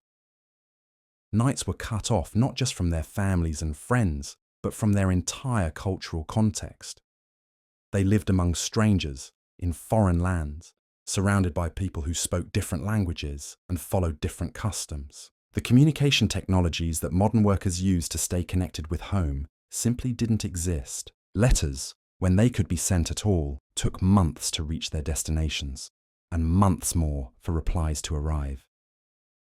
Nights might go years without any reliable news from home, creating a kind of psychological limbo where they couldn't move forward with their lives, but couldn't return to their past either.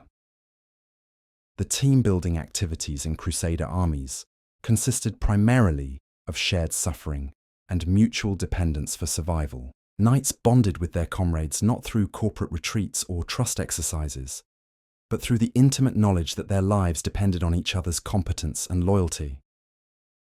These bonds could be incredibly strong, but they were also fragile and often broken by the extreme stresses of campaign life. The diversity and inclusion policies of crusading armies were simultaneously progressive and regressive in ways that reflected the contradictions of medieval society. Armies included knights from different nations, social classes, and backgrounds, creating a kind of rough equality based on shared hardship. At the same time, these armies were explicitly organized around religious and cultural exclusion, defining themselves in opposition to the populations they were fighting against. The environmental working conditions for knights were hostile in ways that would violate every occupational safety standard ever written. They lived and worked in extreme temperatures, without adequate shelter, sanitation, or protection from the elements.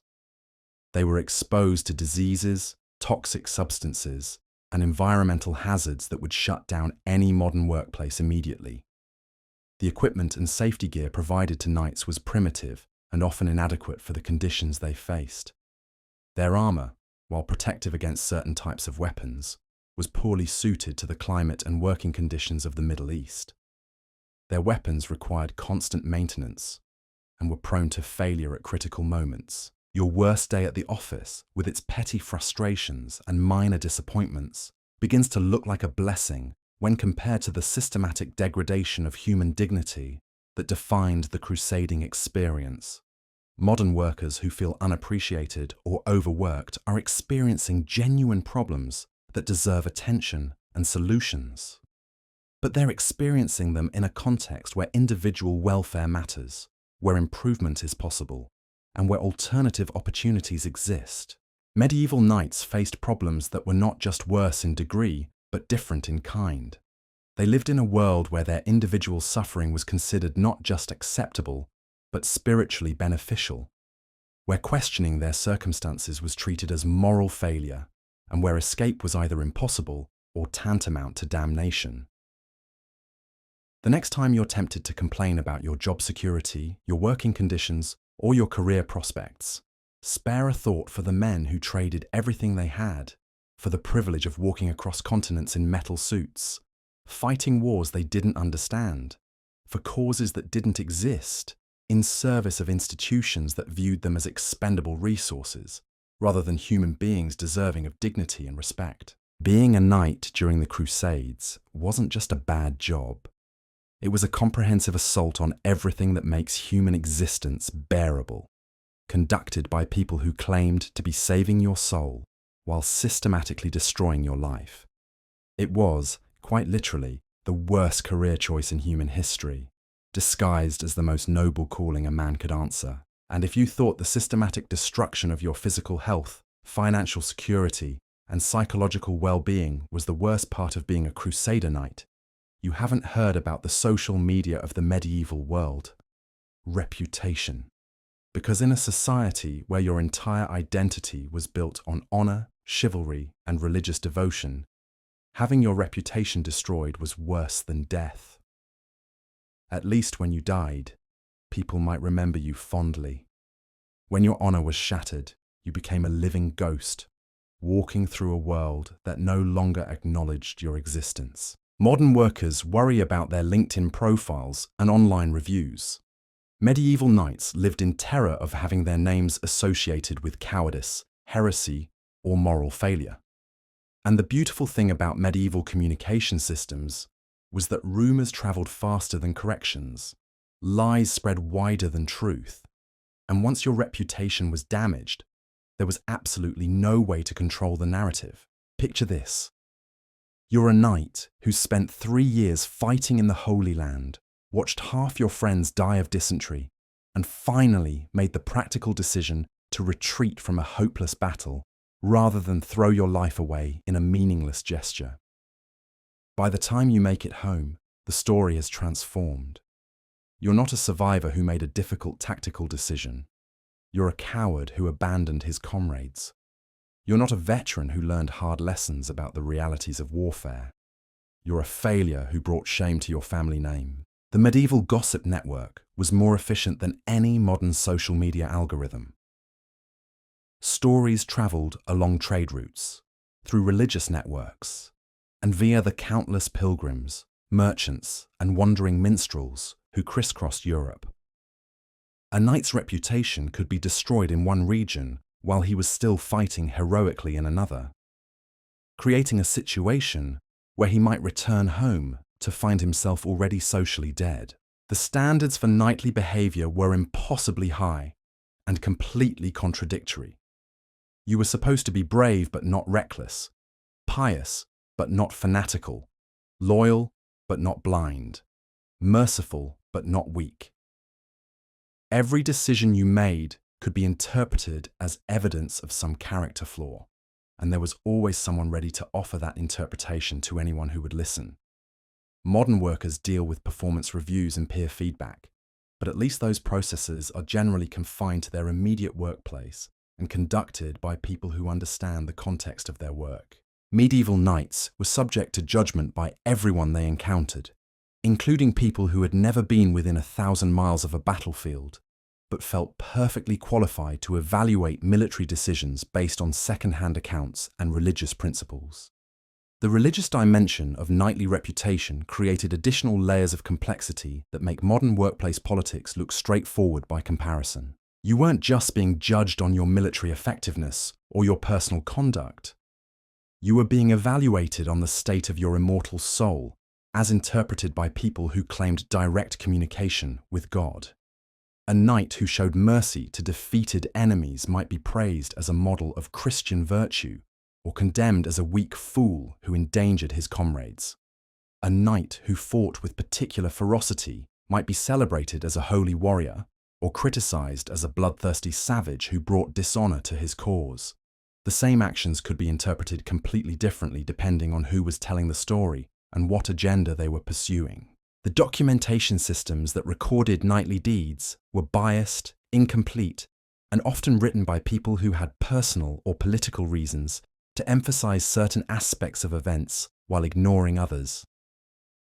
Chronicles were written by monks who had never left their monasteries, by court poets who were paid to flatter their patrons, and by nobles who wanted to justify their own actions or discredit their rivals. It was like having your job performance evaluated by people who had never worked in your industry, based on reports written by your competitors, and published in company newsletters that were distributed to everyone you'd ever want to do business with in the future. The potential for misrepresentation and character assassination was enormous, and there was no appeals process. The class dynamics that shaped medieval society meant that a knight's reputation was always vulnerable to the whims of people who outranked him.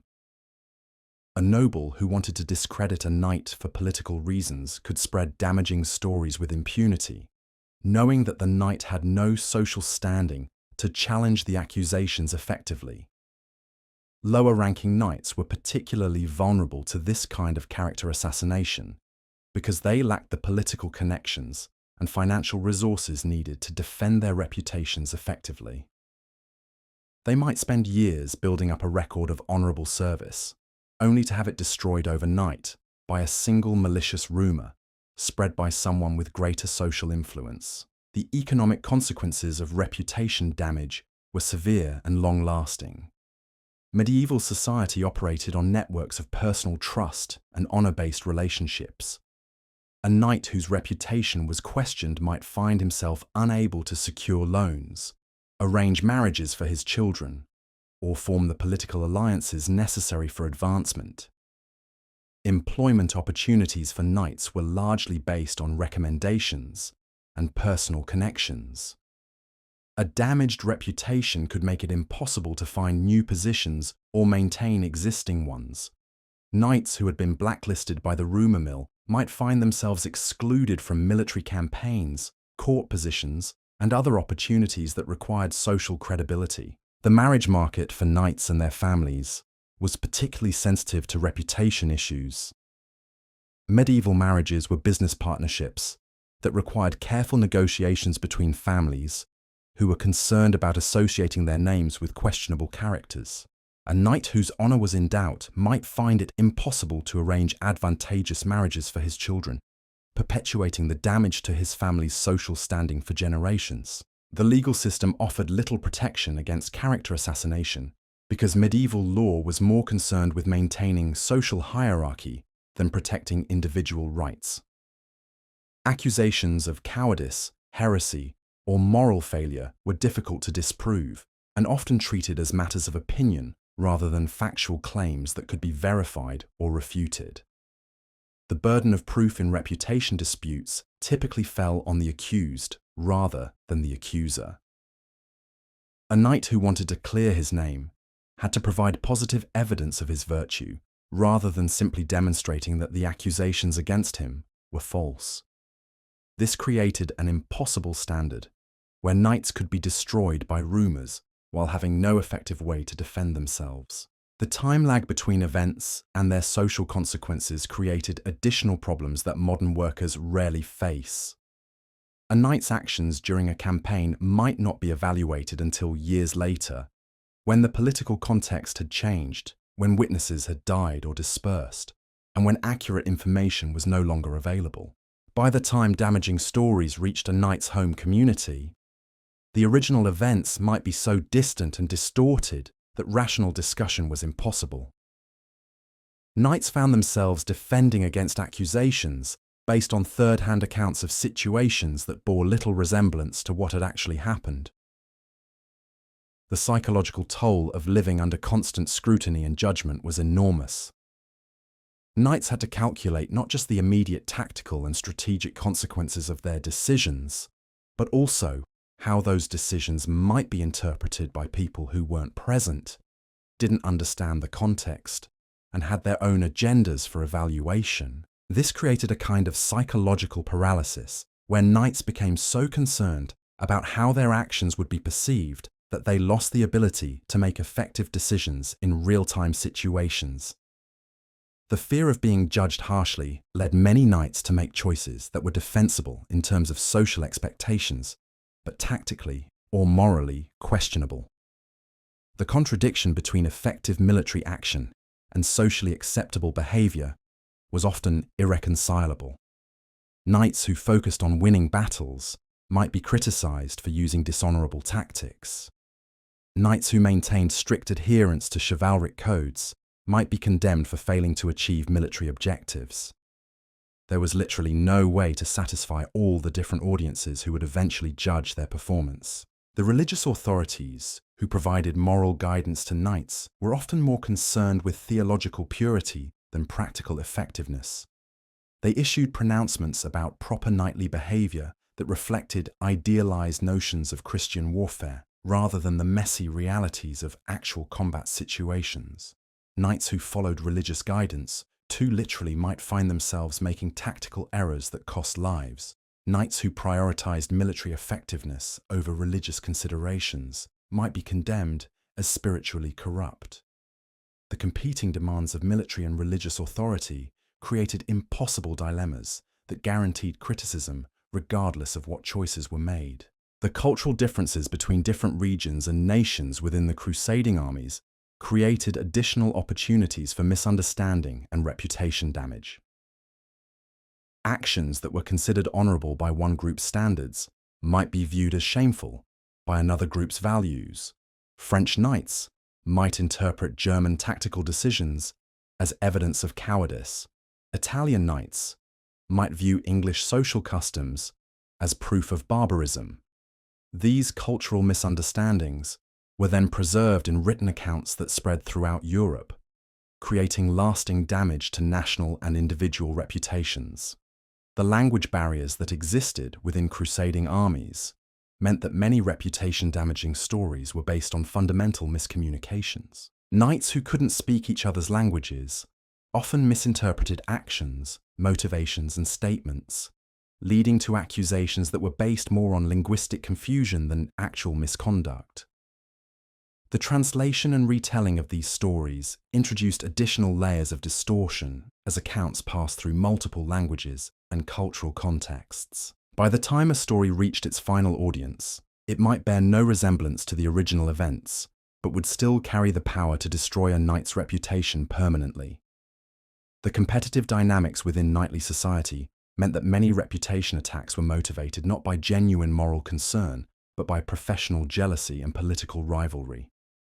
Knights who were successful in battle, or who gained favour with important leaders, became targets for colleagues who wanted to advance their own careers by discrediting their competitors. This created an environment where excellence was punished rather than rewarded, where standing out in any positive way made you vulnerable to character assassination from people who felt threatened by your success. Knights learned to downplay their achievements and avoid drawing attention to themselves, which obviously undermined the very military effectiveness that the entire system was supposed to promote. The role of storytelling in medieval culture meant that reputation was shaped more by narrative appeal than by factual accuracy. A story that was dramatic, morally instructive, or entertaining was more likely to be preserved and repeated than a story that was merely true but boring. Knights found themselves characters in stories that prioritized literary value over historical accuracy. Their actual personalities, motivations, and actions were less important than their function in narratives that were designed to teach moral lessons or provide entertainment to audiences who had never experienced military service themselves. The preservation of these stories in written form gave them a permanence and authority that casual gossip lacked. Once a damaging account was recorded in a chronicle or letter, it became historical fact, regardless of its relationship to reality. Future generations would judge knights based on these written accounts without any way to verify their accuracy or understand their context. The most successful knights in terms of reputation were often those who were skilled at managing their public image rather than those who were most effective at their actual military duties. Knights who understood how to cultivate relationships with chroniclers, poets, and other reputation makers could ensure favourable coverage of their actions regardless of their actual performance. This created perverse incentives where knights might prioritise actions that would look good in stories over actions that would achieve military objectives or protect their subordinates. The pressure to maintain a heroic narrative could lead knights to take unnecessary risks or make decisions that prioritise their personal reputation over their professional responsibilities. The long-term consequences of reputation damage could extend far beyond a knight's own lifetime. Medieval society placed enormous emphasis on family honour and hereditary nobility. A knight whose reputation was destroyed might damage his children's and grandchildren's prospects for generations to come. The sins of the father were quite literally visited upon subsequent generations in a society where family names carried historical baggage that affected everything from marriage prospects to employment opportunities. Knights who made reputation-damaging decisions weren't just risking their own social standing. They were potentially condemning their entire lineage to reduced status and limited opportunities. The collective memory of medieval communities was long and unforgiving. Stories about dishonourable knights were preserved and retold for decades or centuries, becoming part of local folklore that shaped how entire families were perceived by their neighbours and peers. Modern workers who make career mistakes can often recover by changing jobs, moving to new locations, or simply waiting for people to forget about their failures. Medieval knights lived in societies with limited mobility and long memories, where reputation damage could follow them wherever they went and persist long after the original events had been forgotten by everyone except the storytellers who kept the damaging narratives alive. The irony of the entire reputation system was that it often punished precisely the qualities that made knights most effective at their jobs. Pragmatism was interpreted as lack of principles. Flexibility was seen as inconsistency. Learning from experience was viewed as abandoning ideals. The knights who were most successful at navigating the actual challenges of medieval warfare were often those who were most vulnerable to reputation attacks from people who preferred idealized narratives to practical reality. Your modern concerns about your professional reputation however stressful they might be, exist in a context where accuracy matters, where multiple perspectives are available, and where recovery is possible. You can defend yourself with documentation, seek support from colleagues who witnessed your actual performance, and rebuild your standing through demonstrated competence over time. Medieval knights faced a reputation system that was designed to destroy rather than evaluate, that prioritized narrative convenience over factual accuracy, and that offered no realistic possibility of redemption for those who had been marked as failures. They lived in constant fear, not just of dying in battle, but of being remembered incorrectly by people who would judge them based on incomplete information and impossible standards. The next time you're worried about a negative review, a critical evaluation, or damage to your professional reputation, remember the knights who could spend decades building honorable careers, only to have their legacies destroyed by a single malicious story, told by someone who wasn't even present for the events they were describing. Your reputation problems, however serious they might feel, exist in a world where truth eventually matters and where redemption is at least theoretically possible. Being a knight during the Crusades meant living under a reputation system that was more interested in creating moral lessons than preserving historical accuracy, where your life's work could be reduced to a cautionary tale designed to teach lessons you never intended to impart, and where your memory could be shaped by people who cared more about the story they wanted to tell than the life you had actually lived. But perhaps the cruelest joke of all was that even if you somehow survived everything we've discussed, even if you managed to make it home with your body intact, your sanity preserved, and your reputation unblemished, you still faced one final insult that makes every modern retirement planning nightmare look like a minor inconvenience. There was no such thing as a pension plan for Crusader knights. Think about that for a moment. You've spent the best years of your life in service to God and King. You've sacrificed your health and wealth for what you were told was the most noble cause in human history. And your reward for faithful service is the privilege of spending your remaining years as a charity case, dependent on the goodwill of relatives who might or might not remember your sacrifices fondly. Modern workers complain about inadequate 401k matching and uncertain social security benefits. Medieval knights faced the prospect of spending their golden years begging for scraps from the same lords who had sent them off to war with promises of eternal glory. The church that had recruited them with tales of spiritual rewards offered no earthly support for veterans who had given everything in service of those heavenly promises. The few knights who managed to survive long enough to experience old age often found that their military skills, which had defined their entire identity, were no longer valued by a society that had moved on to other concerns. The wars they had fought were ancient history. The enemies they had defeated were forgotten. The causes they had served were no longer relevant. It was like being a computer programmer who specialized in languages that became obsolete while you were working overseas, returning to find that your entire skill set was worthless and that the industry had evolved beyond recognition during your absence.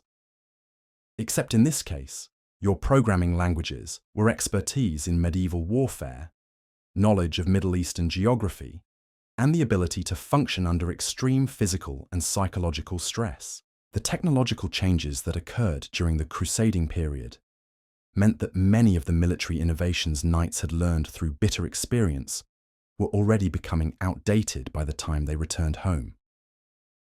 Siege warfare was evolving, weapons technology was advancing, and tactical doctrines were changing in ways that made their hard-won expertise increasingly irrelevant. Knights who had spent years mastering the complexities of desert warfare, learning to fight in extreme heat while wearing heavy armor, and developing strategies for dealing with unfamiliar enemy tactics, found that these skills had limited applicability to the conflicts they encountered in Europe.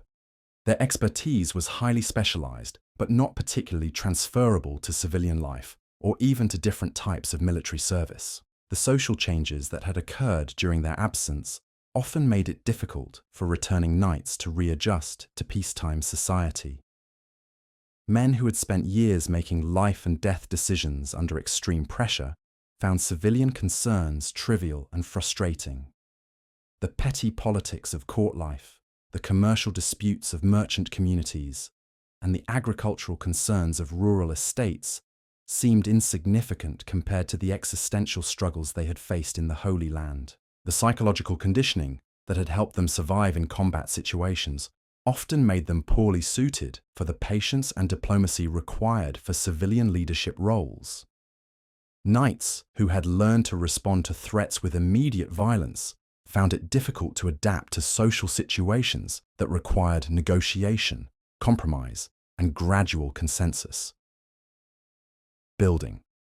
The physical disabilities that many knights carried home with them created additional barriers to successful reintegration. Medieval society had no concept of workplace accommodation or disability rights. A knight who returned with injuries that affected his mobility, vision, or cognitive function often found himself unable to perform the physical tasks that had previously defined his social role. The chronic pain conditions that resulted from years of wearing heavy armor, sleeping on hard ground, and enduring repeated injuries were poorly understood and inadequately treated by medieval medicine. Knights learned to live with constant discomfort that affected their mood, their sleep, and their ability to concentrate on tasks that required sustained attention. The hearing loss that commonly resulted from exposure to the sounds of battle, siege engines, and weapons clashing created communication problems that made social interaction difficult and frustrating.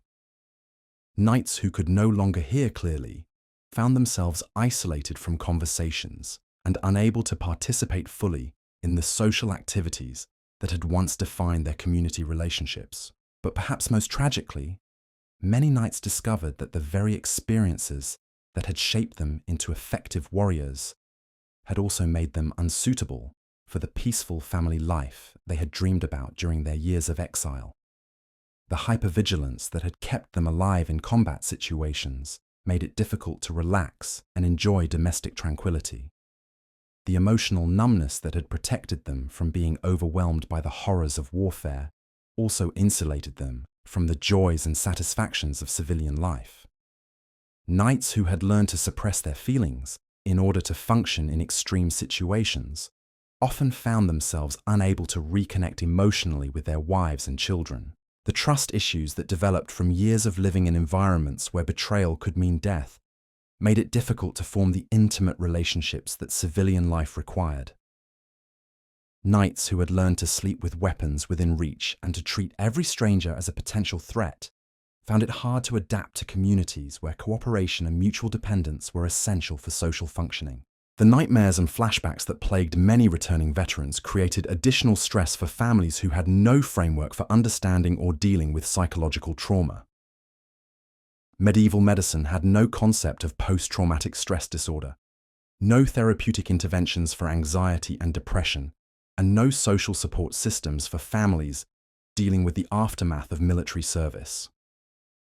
Children who had been toddlers when their fathers left for the Crusades often found themselves living with strangers who shared their names, but not their memories. The emotional bonds that might have sustained family relationships had been stretched beyond the breaking point by years of separation and the traumatic experiences that had changed the returning knights in fundamental ways. Wives who had been forced to develop independence and self-reliance during their husband's absence often found it difficult to readjust to traditional gender roles when the men returned.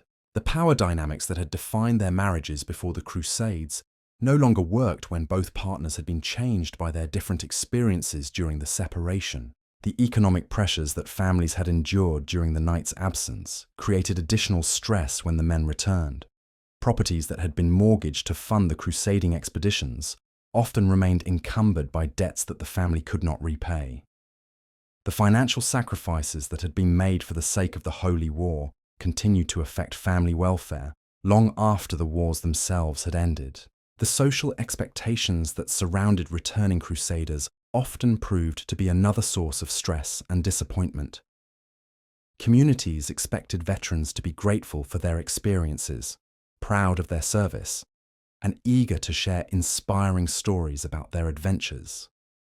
Knights who returned broken and traumatized found it difficult to meet these expectations without lying about what they had actually experienced. The religious framework that had motivated their initial participation in the Crusades often proved inadequate for processing the complex emotions they felt about their experiences. The simple faith that had sustained them through recruitment and training had been complicated by exposure to different cultures, different religious traditions, and the brutal realities of religious warfare. Many knights experienced a crisis of faith that made it difficult to participate in the religious activities that had once provided meaning and community in their lives. They had seen too much suffering, participated in too much violence, and witnessed too many contradictions between religious ideals and political realities to maintain their previous certainty about divine justice and cosmic purpose. The gap between the heroic narratives that society preferred and the messy reality of what the knights had actually experienced created a kind of social isolation that made reintegration even more difficult.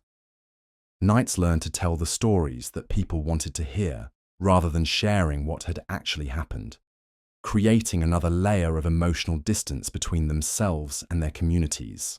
Your worst career transition, however difficult it might have been, occurred in a world where career counseling exists, where transferable skills are recognized, where retraining programs are available, and where social support systems help people navigate major life changes.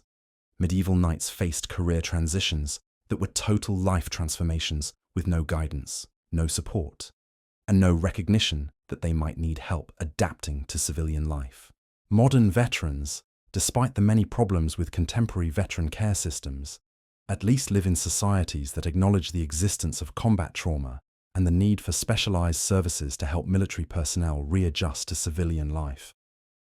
Medieval knights faced these same challenges in societies that had no understanding of psychological trauma and no institutional support for people who had been damaged by their military service. The next time you're feeling overwhelmed by a career change, a job loss, or the challenge of starting over in a new field, remember the knights who returned from the Crusades to discover that their entire identity had become obsolete, that their families had become strangers, and that the society they had served had no place for the broken men they had become.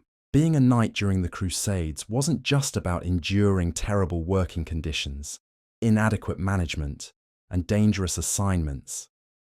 It was about discovering that the very act of faithful service would transform you into someone who could no longer function in the world you had served, leaving you trapped between a past you could not return to and a future you were no longer equipped to embrace. And so, as we reach the end of our journey through the nightmare that was knightly service during the Crusades, we return to where we began, with gratitude for the simple blessings of modern life that we so often take for granted. Your commute might be frustrating, but at least you're not walking across continents. Your boss might be difficult, but at least they're not claiming divine authority for decisions that might get you killed. Your job might be stressful, but at least it won't destroy your capacity for human connection or leave you psychologically incapable of enjoying the peaceful life you're working to build. The knights who answered the call to crusade thought they were embarking on the greatest adventure of their age, a holy mission that would bring them glory, purpose, and eternal salvation.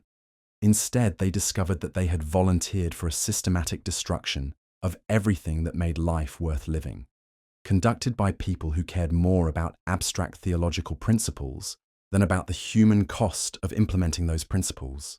Their story reminds us that the worst jobs in history weren't just about poor working conditions or inadequate compensation. They were about systems that treated human beings as expendable resources in service of causes that existed primarily to benefit the people who stayed safely at home while others did the actual suffering. So tonight, as you drift off to sleep in your comfortable bed, in your climate-controlled room, surrounded by people who care about your welfare, spare a moment of gratitude for living in an age where individual human dignity matters, where suffering is seen as a problem to be solved rather than a virtue to be celebrated, and where the worst thing that might happen to you at work tomorrow is a boring meeting or a difficult email. The knights of the Crusades traded everything they had for the promise of eternal glory. What they got instead was a masterclass in how good intentions, poor planning, and institutional indifference can combine to create human misery on an almost unimaginable scale. Their sacrifice was real, their suffering was profound, and their story serves as a reminder that sometimes the most noble-sounding causes can hide the most ignoble realities. Sleep well, knowing that your tomorrow will almost certainly be better than their best day, and that your worst workplace complaints pale in comparison to the systematic brutality that our ancestors accepted as normal, necessary, and even holy. The age of crusading is over, and thank goodness for that. Sweet dreams.